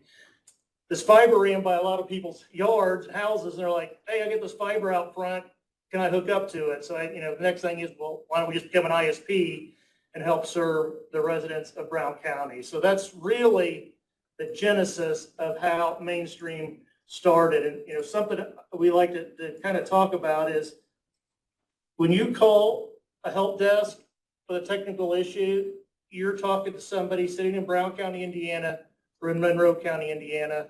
Hoosiers helping Hoosiers, invested in Hoosiers being successful, not somebody in Philadelphia or someone overseas. So we take a lot of pride in that Hoosier hospitality. And we're actually fortunate enough, and I don't have a slide in here, but there's a national provider score, which is done every so many years by a third party, and we got a 75 out of 100 on that test, and that rates up there with Apple and Amazon and some other major corporations, and some of our competitors were in the negative. So we're again very happy about the Hoosier hospitality we provide in that customer support area, and I think that definitely sets us apart from a lot of the other incumbents that are in the area. So just rolling through here, I want to share a little bit about a success story we had in Benton County, and it's a very rural, heavily agriculture economy county just northwest of Tippecanoe County, which 3 years ago was the 91st out of 92 counties with lack of connectivity. I mean, they were almost at the bottom of the list. 3 years later, through NLC funding and Mainstream's own investment, every resident in Benton County has access to broadband. 85% of that is on fiber. If you look at future-proof technology, fiber is the way to go. That's why BEAD and NLC was all focused on fiber first, because it's the technology that's going to last the longest and stand the test of time. So 85% of Benton County now has fiber. The last 15%, we've put a fixed wireless 5G licensed spectrum to reach that last 15%. And those last 15% are the ones who are 2 miles down a country road and they're the only house. It just doesn't make economic sense to build fiber to those locations. But the great thing about this 5G overlay and network that we put together, it really helps us then tap into other opportunities. Steve, you and I, we've all discussed this, is smart ag. As we look at the future of agriculture, I'm a farm boy from Southern Indiana. You know, I understand that, you know, input costs are going up and markets are going down, and farmers have got to figure out how to eke a profit out of those tighter and tighter margins. And, you know, looking to the future, smart ag is going to help agriculture sustain itself in a way that can still be the family farm and not be bought out by a big corporation. So that's another opportunity that we've been able to do in Benton County with that 5G overlay that covers the entire county. And gentlemen, I'm doing a lot of talking. Please feel free if I miss something to add color commentary. The next thing I want to talk about was the BEAD timeline, and the state of Indiana and its Internet Broadband Office has finally published what their BEAD application timeline is looking like. So we're really anticipating by the end of January of 25, they will have executed 3 rounds of that $800+ million across the state and counties who are looking to partner with an ISP and bring broadband to their residents. And what I have here, I'll send this to Steve and I'll show you, but we have a map of Adams County with red dots that show all the unserved or underserved addresses across the county. And we've overlaid that with the fiber network that we want to build to serve those addresses. And again, something I'll share different than what a lot of the incumbents do is we're not looking to cherry pick and take the big high concentrated areas and leave the folks out on the periphery without service, because we realize the more people cherry pick, the less likely the people out on the periphery are ever going to get an opportunity to get served, because the cost, you lose efficiencies of scale at that point, and costs are going to go up. So again, we like to take the whole county approach and provide service to every unserved, underserved resident in the county. So right now, we're looking at about 475 unserved. However, on September 4th, the IBO is going to release the results of the address challenge process. And we anticipate many of these counties who are underrepresented in the BEAD eligible addresses will go up significantly. What we see a lot is fixed wireless saying they're providing X speed and X service. In reality, we've talked to people all over the state who say, I'm being shown as I'm not eligible because I'm being told fixed wireless is fixing this, but it's not. So, you know, that's something I think we'll start to see more numbers in the BEAD eligible addresses here. So your solution does not include then that fixed wireless component? I wanted to make a distinction. Our fixed wireless is fiber to the tower. Okay. So unlike a lot of fixed wireless now, it's bumping tower to tower to tower. By the time it gets all the way to the end, that signal has degraded to a point you might be getting. I mean, we've talked to people who are getting, you know, single digits over single digits because it is degraded to such a point, it's really not effective. The wireless folks are saying, well, they're served, but they're not truly being served at broadband speeds. So again, and I'm glad you brought that up because that's definitely a distinction. It's fiber to the tower, which then again gets the broadband requirements of 100 over 20 for those individuals. Again, I don't know how much time I have.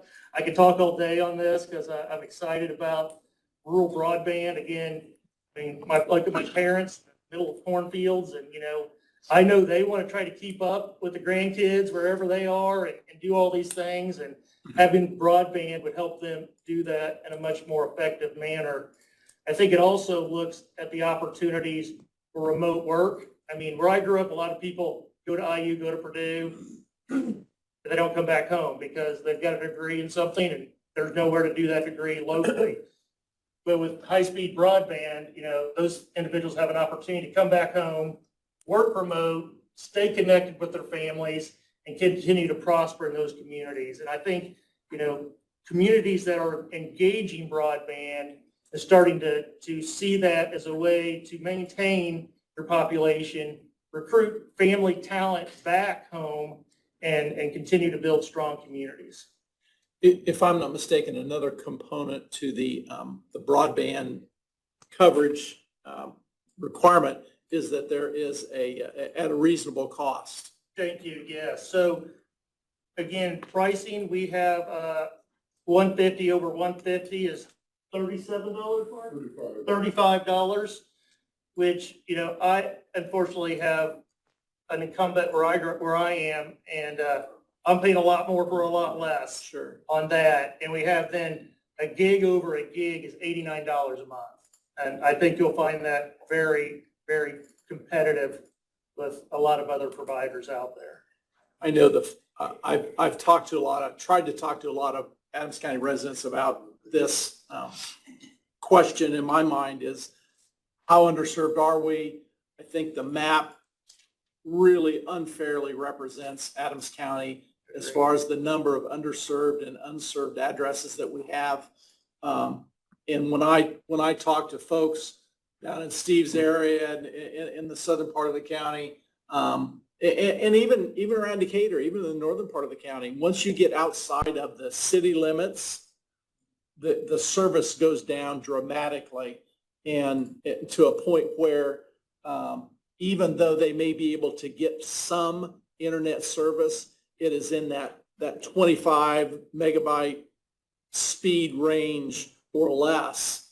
And in today's world, that's just that's not acceptable. Right. We have Benton County, I use again as kind of a great example. We had a lady who did worked at home in hospital coding, and her internet was so bad before we got there. They said, you've got like 30 days to figure this out, or we're going to have to let you go. Right. And we just put her on the top of the priority list to help her get service so she could maintain employment. So again, I think, and that's the type of opportunities that can be homegrown right here with folks who want to stay local and have good paying jobs.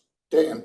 Yes, sir. Sir, question, two things. One, are you bringing in new fiber line, or are you going off the main trunk that's here and sharing it? We'll branch off of a middle mile provider. Which provides it for the whole county? I'm not that educated. Right. I'm worried about if the main line gets cut, which we have now, we're screwed. My PSAP goes down. Yeah. If you're bringing a separate line, we can hook into that as a backup redundant line. So that's my question on We that. do redundancy in all of our counties. Okay. So, and we use hubs, several different hubs around the nation. So if one line goes down, windstorm, ice storm, in milliseconds, it reroutes traffic and the user never knows something happened. And things we've done in other communities, and I'm glad, sir, you brought this up, and thank you for your service, by the way, is connecting all of EMS with a redundant network, so that in the event something goes down, you have redundancy that could be voice over IP or whatever Well, that these might be. gentlemen invest quite a bit of money for a redundant program we have now, but we're still kind of hooked to one line. Right. So if there's a second line, that's a better redundancy for us. Absolutely, and this network that we'll build will have that. Okay, my second question is, with our large amount of Amish that in the southeast, they're gonna be underserved, but what if they don't use it? Is that gonna hurt us as far as trying to get grant money? If they show up as an unserved, and gentlemen, correct me if I'm wrong on this, if they show up as an underserved or unserved address, that will count into, it doesn't matter if they sign up or not. That's my answer. If they won't Sign sign up, you know, they use it. Right, right. Sign up. Yes, so, look, is, If the they're address underserved. is definitely for, irregardless if they Okay. decide Thank to you, sign sir. up for service. Thank you.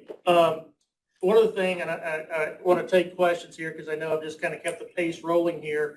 But something, Steve, veteran yourself, I spent 20 plus years in the Army, and see a lot of veterans transition out of the military who don't really know what that next step in life is going to be, right?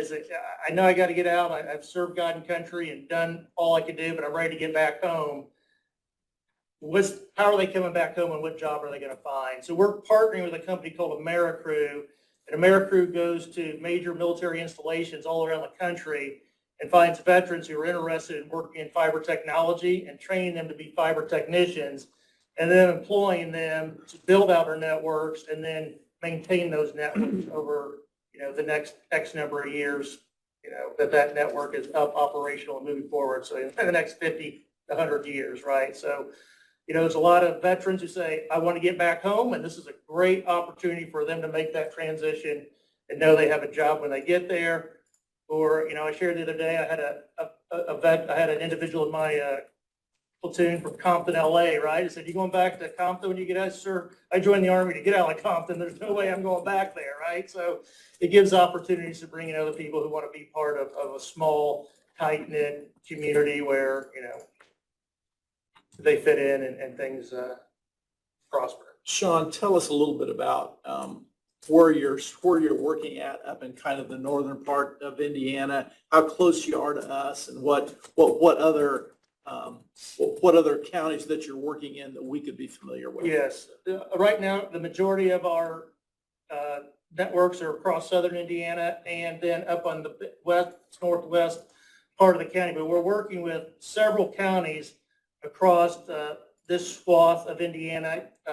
Adams, we met with Wabash, Huntington, Cass, Carroll, Miami. So we're kind of looking at this band across kind of north. Are you currently doing something in Blackford County? We are doing, thank you for bringing up You're working Blackford in County. Blackford County? We're doing Wells County. and Blackford as well. So we're building out the entirety of Blackford County. Okay. It's something that also, if BEAD doesn't cover everything, I mean, we are fortunate enough last December to have brought on a financial partner who is willing to spend significant amount of money in Indiana building out rural broadband. So, there's those opportunities for us to even edge out with our own investments to help continue to cover places that, might have made sense earlier to be on fixed wireless, but now we've got the opportunity to edge them out because we have the resources now to do that. Ajit Pai was the former chairman of the FCC under the Trump administration, is on their board, and he's very instrumental. He's from a small town in rural Kansas, and he understands rural broadband and has been a true champion of rural broadband. And Searchlight is the largest investor in rural broadband across the country because, again, they know the importance of broadband. And Steve, I think you and I talked about it. It was kind of like the electrification of America back in the 30s, right? I mean, it's kind of this new way of what needs. You were talking about subdivisions earlier. I mean, we've had a lot of counties say, we need new housing. We need more housing. Our housing's dated. It's old. People aren't wanting to move into it. And they're talking to a lot of contractors saying, we won't put a shovel in the ground until we know broadband's available. Because they understand the importance it is to selling that home is to have broadband, especially if you look at work opportunities and education now. A lot of schools are having, 10 e-learning days a year. I don't know if you have that here, but you have a lot of unserved and underserved. That just doesn't work. And, with a $35 a month package, that's going to give them all the speeds they need to continue and maintain their education. And again, I could talk all day, but I want to be mindful of everybody's time, yours and those in the audience. Okay. You guys have any questions? What's the, what do the agreements look like? Is it a public-private partnership? Is it a grant? You mentioned it's funds where are the funds coming from? So the funds would be investment of Mainstream's dollars. And looking at a temporary build out, it looks like we'd probably cover a little over 50% of that with our own investment, and then look for the remainder of that coming out of the BEAD grant opportunities. And is that federal money or? That's federal money that flows through the state of Through the Indiana. state. So the state gets $800+ million. Steve Cox in the Indiana Broadband Office then divvy that out through a competitive application process that, we definitely would love to partner with Adams County on that process to move forward. So is Adams County like the pass-through entity on a grant application or what? How does that? I'm going to talk to the former CFO on that one. He's asking, I default to the brains in the back. The grant actually comes to the ISP, but a critical piece of the awards is the county endorsing the project. Okay. That actually generates points in the process. If we wanted to build up here, went for BEAD money and we didn't have an endorsement from the county, we wouldn't get the money. Okay. When you say BEAD, what is that acronym? That is an acronym for Is it BEAD? broadband equity, accessibility, employment. Graham, do you remember the exact? It's something, I could get to the acronym. I think that's something close to that. All right, so, but there must be some sort of grant application, then you said the ISP fills that out, and then there must be some sort of, sign on by the county that says, yeah, we're behind this program, and. There's a letter of support from the county that's part of the application. Okay. And that's really, they put that in there because they want the counties to have a say-so in who they're working with, right? I mean, some counties have had a really bad taste with some incumbents who say, we really want to try somebody else. This gives them an opportunity to provide that input to the IDO, and they're adjudicating these applications through the rubric that they've put together. The actual application is pretty extensive because part of the application requires all the engineering to be done for the project. And that, by itself is pretty extensive. And then there's other requirements that have to be met, but those are all on our side. The county really doesn't, the critical piece is the endorsement letter for the project. And then out of that, you're going to compete for the dollars. If you get enough points, you can win it. It's fairly competitive. I think they had 260 applications for next level 4, and they, about a third of those got awarded. So, but BEAD is really truly focused to the rural counties, and unserved, underserved is a critical piece. So, they're going to look at those first before they go anyplace else. How are those funds administered? Do those funds stay with the state and then there's a claim process or? Yes. Okay.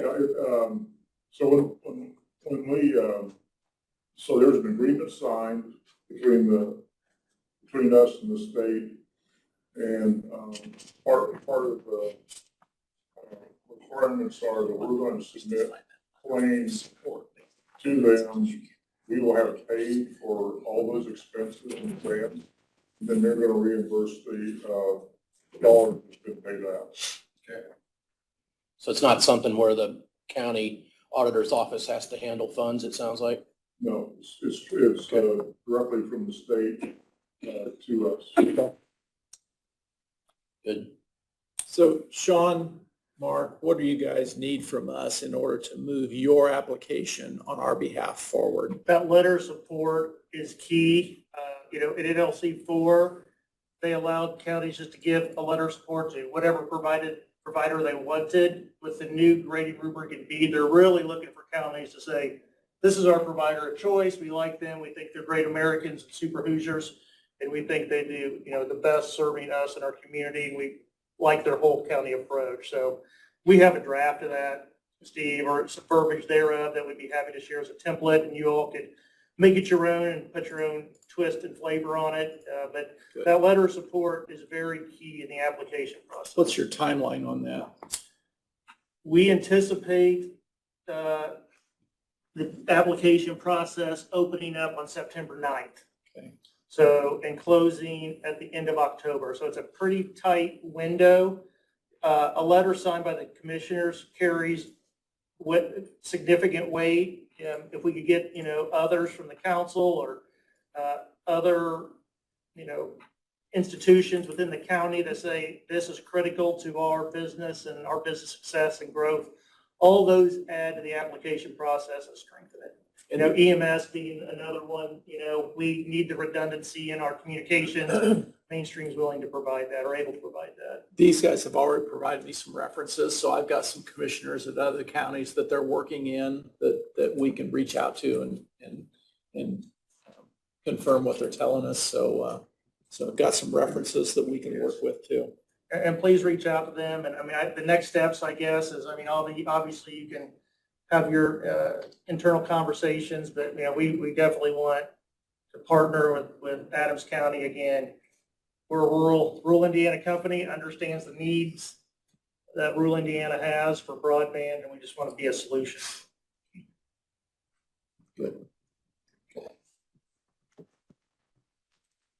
Thanks, guys. Thank you, gentlemen. Thanks for coming.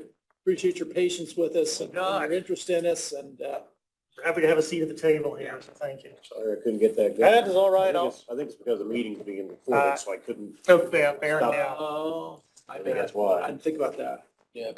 Okay. It worked out though, so thank you all. Yeah, Sean, if you would give me both the presentation, I'll make sure that the other commissioners get that, Yep. and then get us that verbiage that your boilerplate language for that spell I letter. will. I got an office day tomorrow, so I'll work on getting those things back together.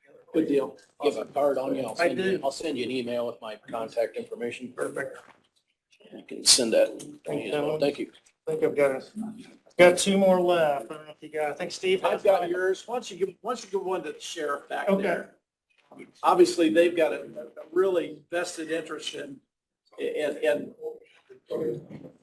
we- absolutely. Public safety. and- Right. Great. Thank you. Good deal. Thank you. Thanks, guys.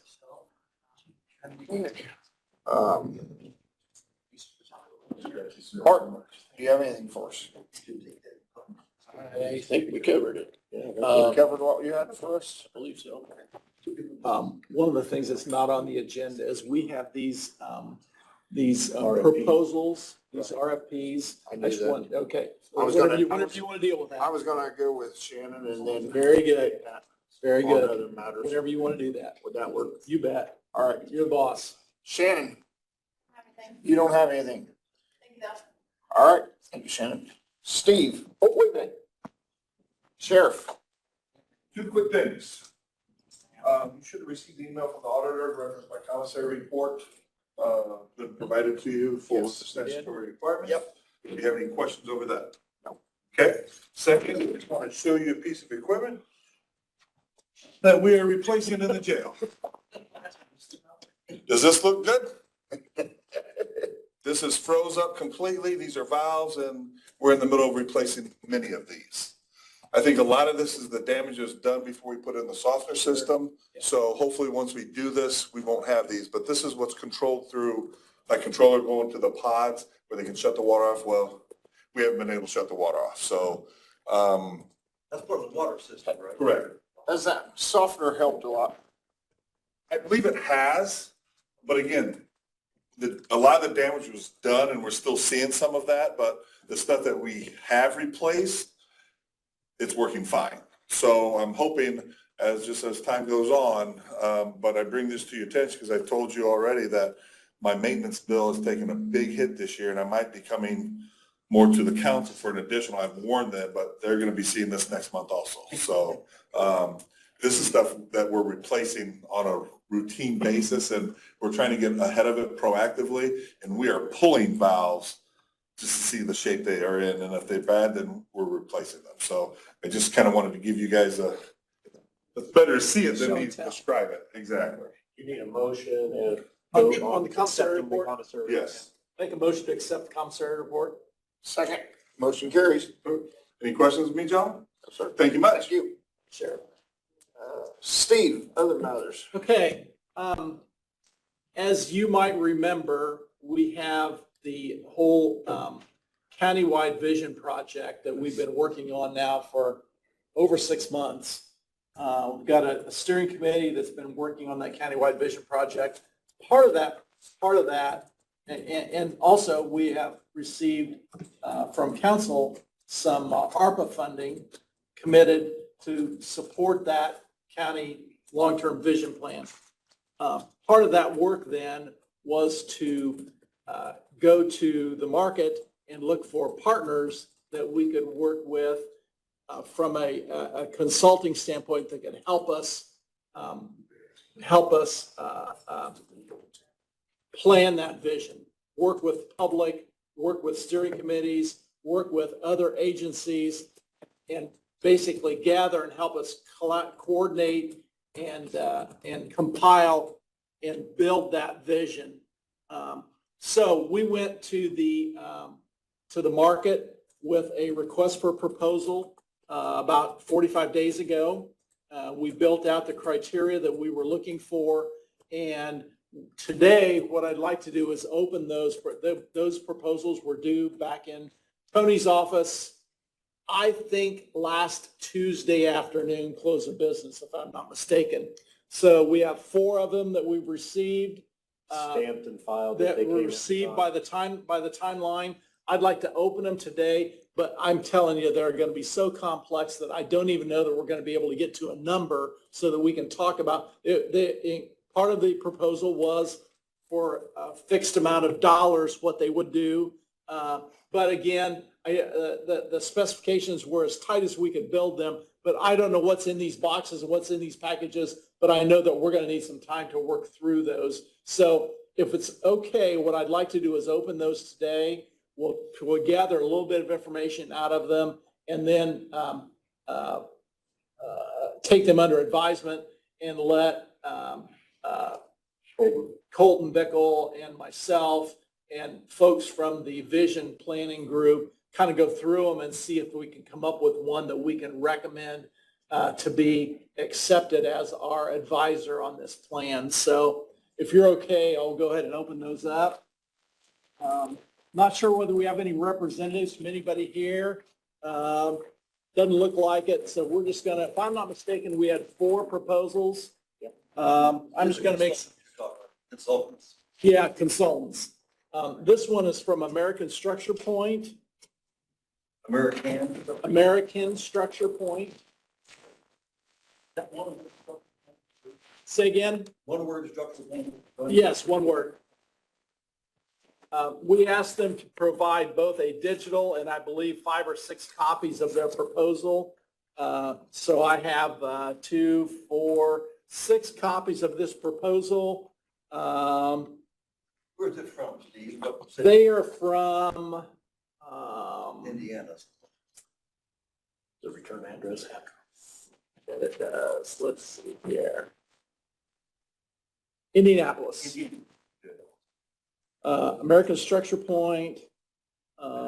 Again, a fairly complex, gives us the folks that we would be working with, names and resumes, a little bit of history of what they've done. I believe this might be the company that worked with the city of Bern on their vision plan, timeline. I'm sure there's a financial proposal in here somewhere. So that's American Structure Point. That's our first proposal. The second one is from Verdius Group, Veridus Group. That's also out of Indianapolis. VERDUS. VERIDUS. So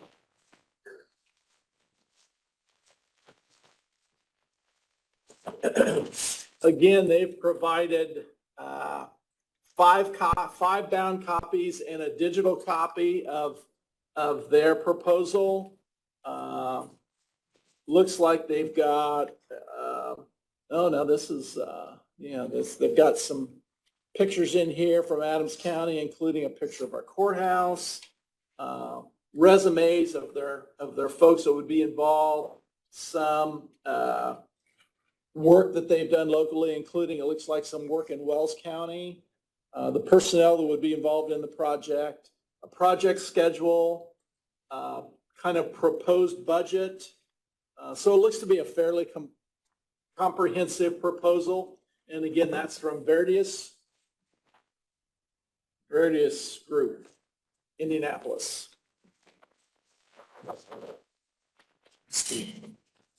Oh, yeah. Get that. Lose that. I'm sure they can get us in it. Okay. This one is from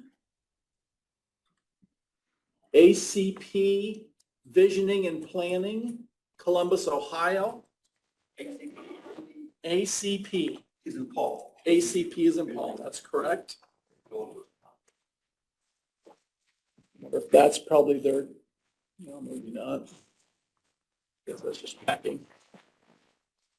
Okay, here we have bound copies of their proposal, along with what feels like a digital copy in that envelope.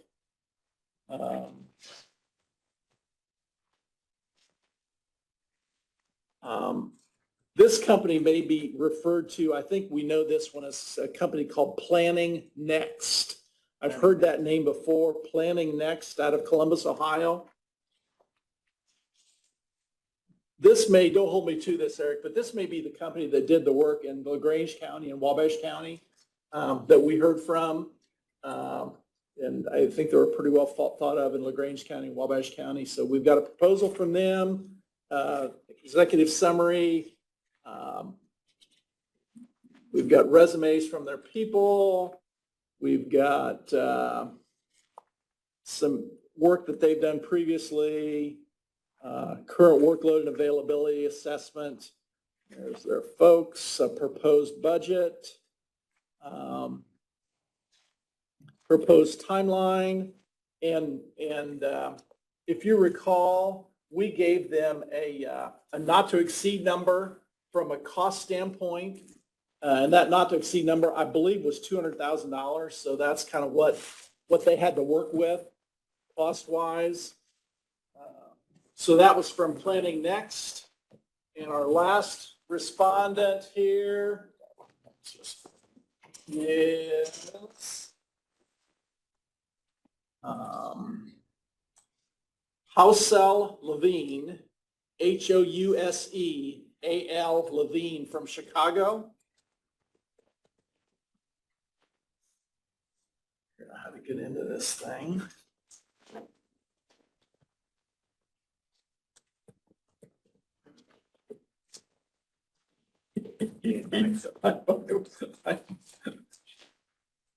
Sure. Oh, I've got a rip cord here. I'm sorry. I just wasn't finding it.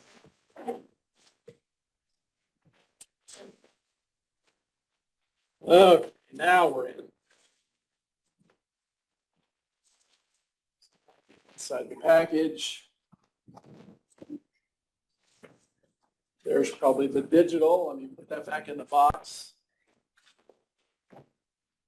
Be honest on it. Again, this is Housel Levine. Housel Levine. 5 hard copies and a digital copy.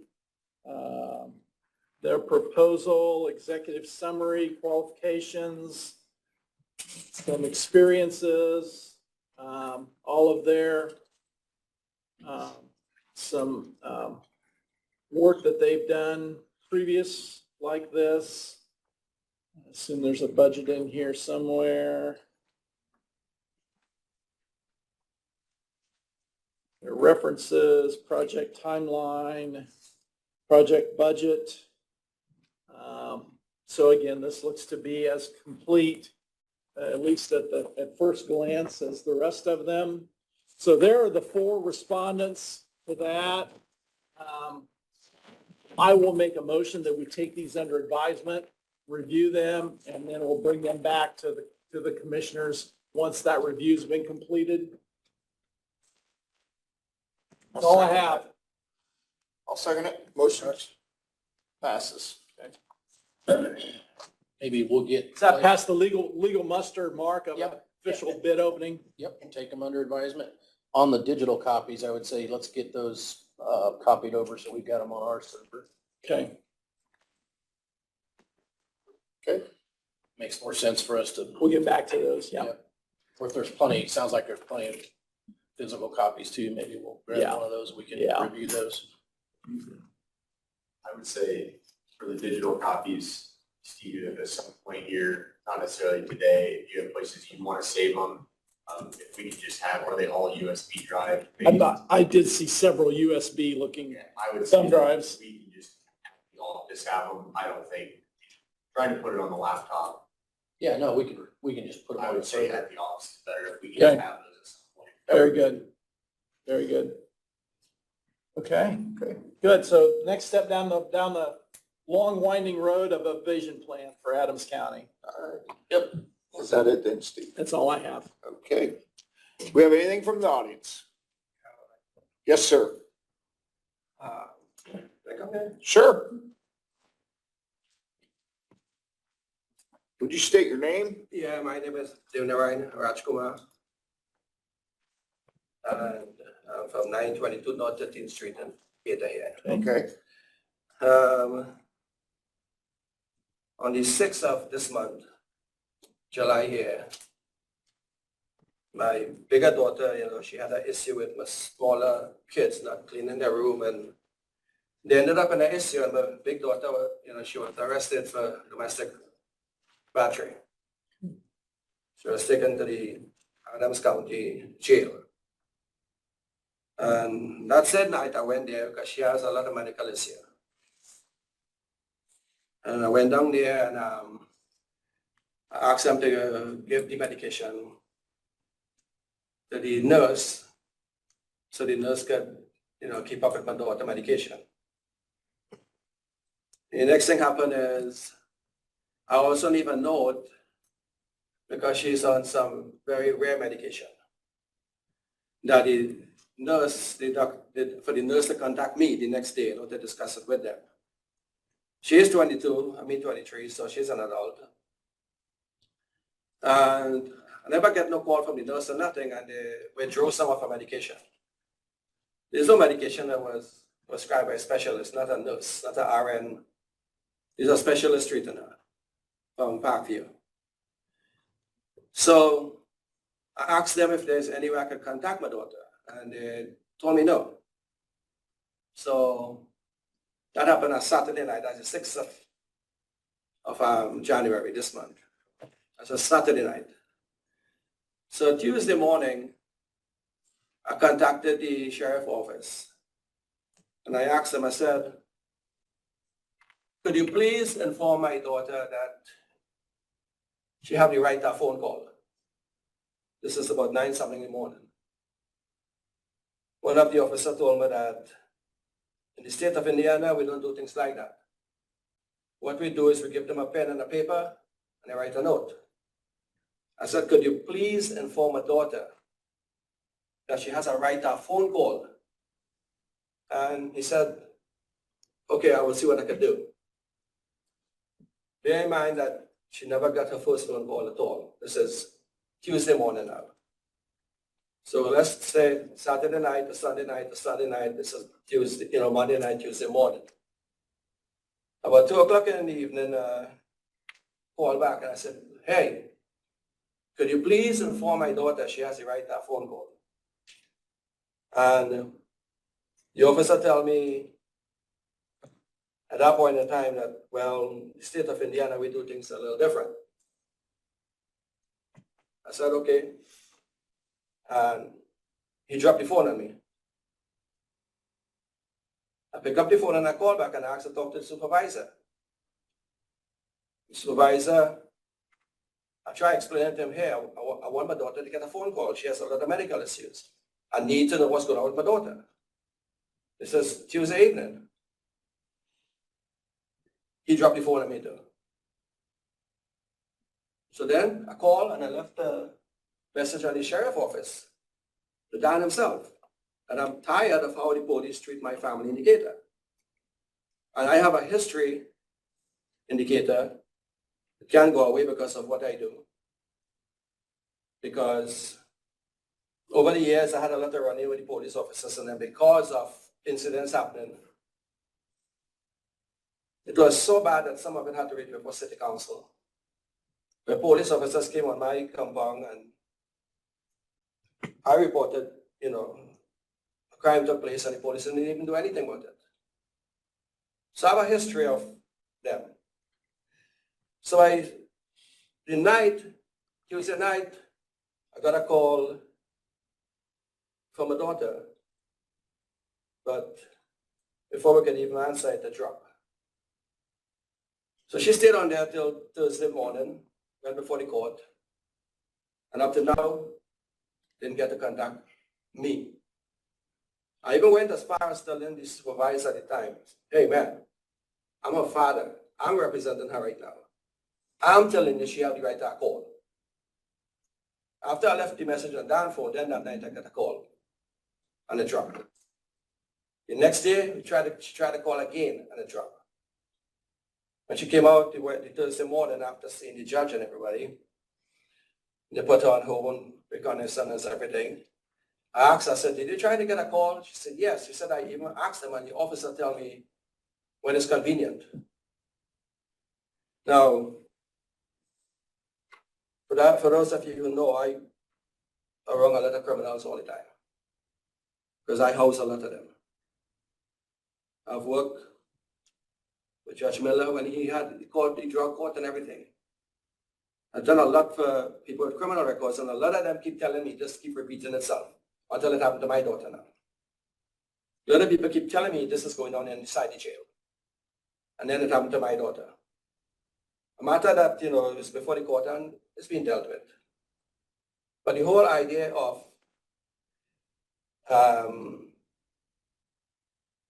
that first phone call, even the arresting officer, which I would have think would have, three officers, somebody would have said, hey, you have a right to a phone call after she's formally charged. Nobody made an effort to give my daughter a phone call until I started railing. The good thing is, I took names and I took time. Because I complained to Dan many times before how my family have been treated in this county when they're stopped. He been asked questions about immigrants and immigration and all of that by sheriff officers. I called Dan, I said, Dan, my kid's born in Chicago. We're citizens. How did it reach so far that you stop somebody for 2 days, their plate expired? You pull them over, you give them a ticket, but you went so far. Could you please ask your officers, don't question my kids anymore beyond the offense they're coming.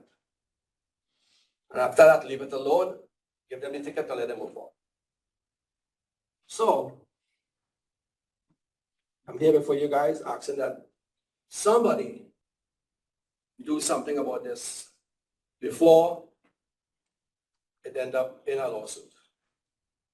I'm trying to fix it locally here. I'm trying to fix it. I've always done this. Whenever I issue, I call Dan, I go to the mayor, I say, hey, we have an issue. Let's fix this inside closed doors.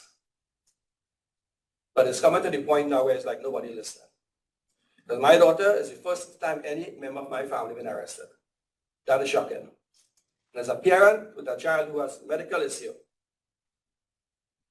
it is very troubling that my daughter is inside here and the sheriff will grant me no access, and the officers in there will grant me no access to my child until the court dealt with it and she walk out of the court.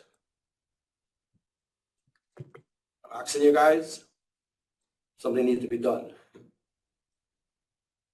I have solutions if you guys are willing to hear it. Mark?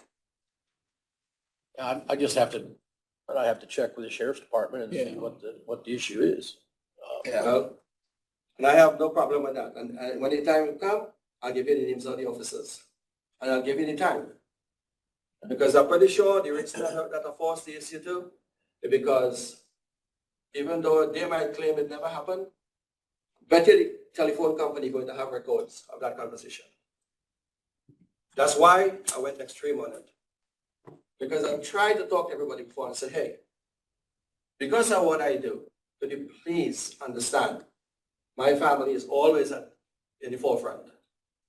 I mean, pretty sure probably by tomorrow I'll be in the front page of the Daily Democrat because they like to run my story.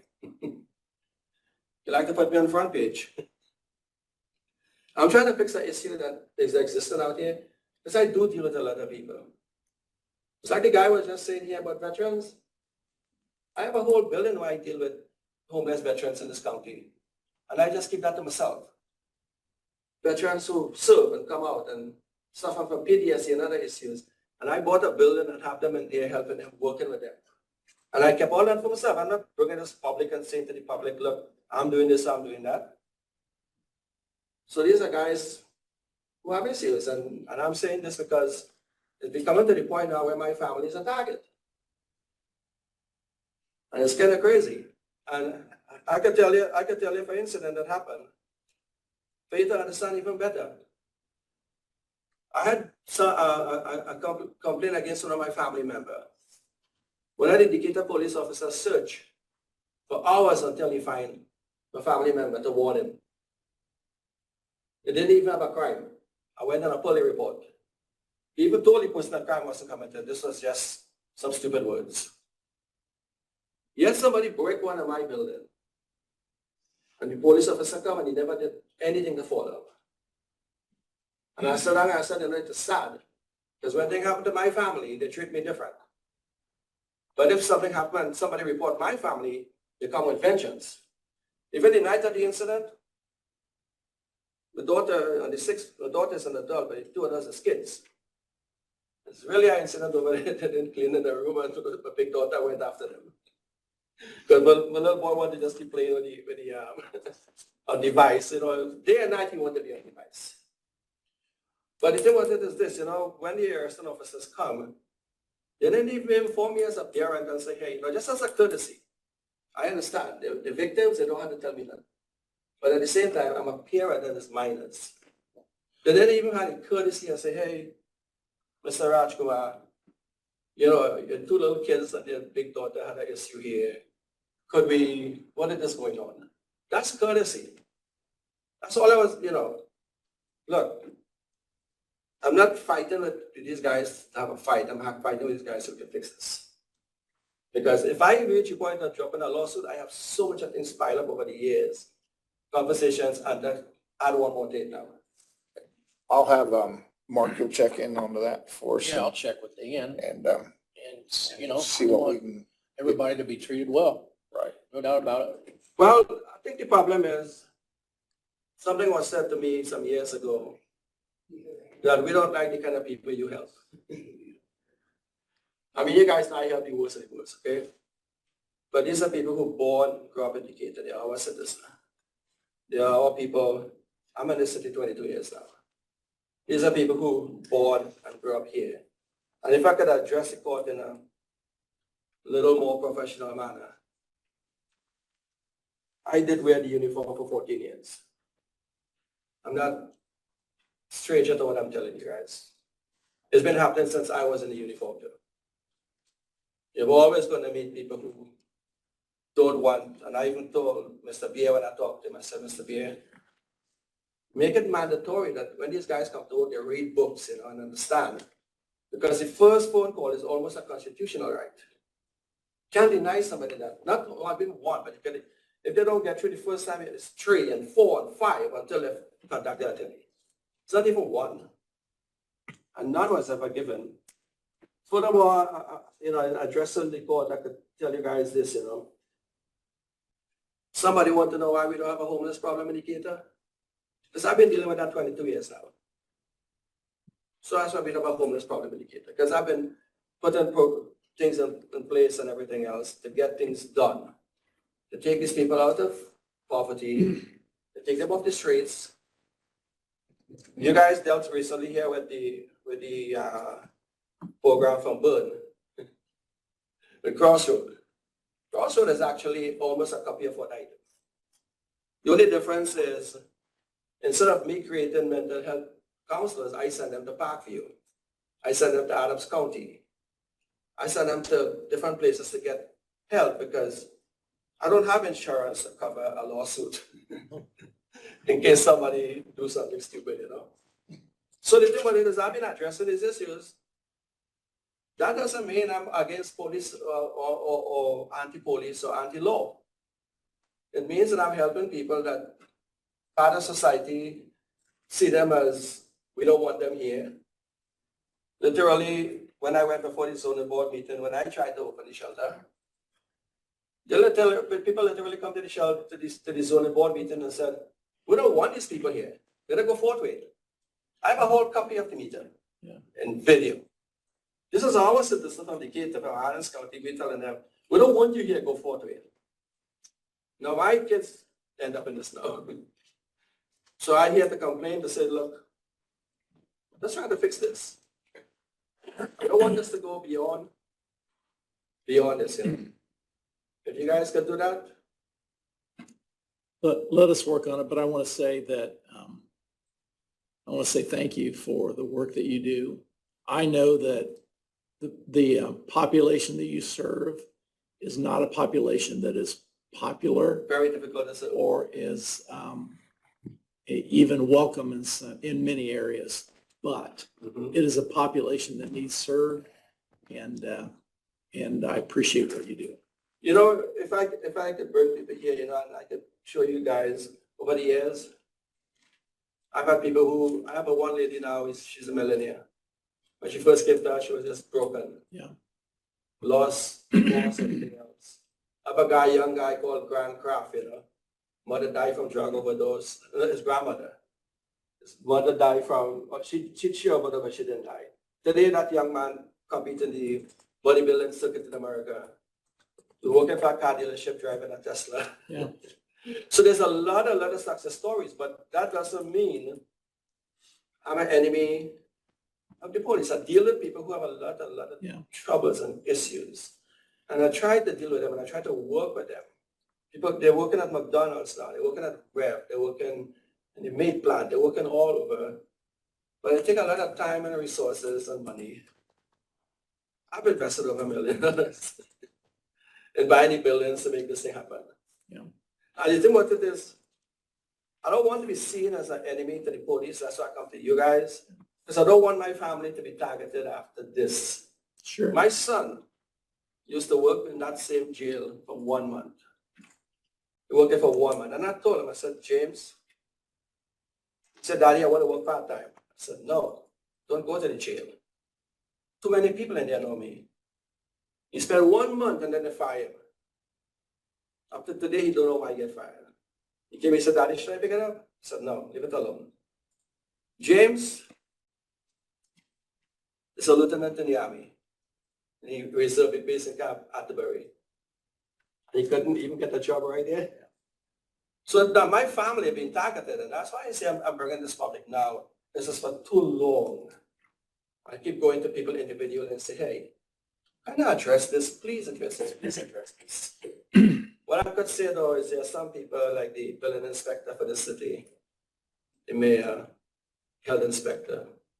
These are people who over the last few years understand what I was doing. And what a lot of them don't understand, what I'm doing is part of law enforcement. Because you can't only have a system to just arrest people, take them to jail, put them in jail, bring them back out. You've got to have a plan to slow crime down and to stop crime. But you can't stop it, but to slow it down. What I do is part of law enforcement, and yet law enforcement is my biggest enemy out there. And that is sad. Not only that too, knowing that I was one of them, that is even more sad. Because that's what I'm trying to talk to these guys and I say, hey, these are human beings too, you know. Because I would show up something that happened to your daughter. You will turn this world upside down to protect your family. Let us work on it and see what we can do. Thank you. Okay. Thank you. Thanks for your time.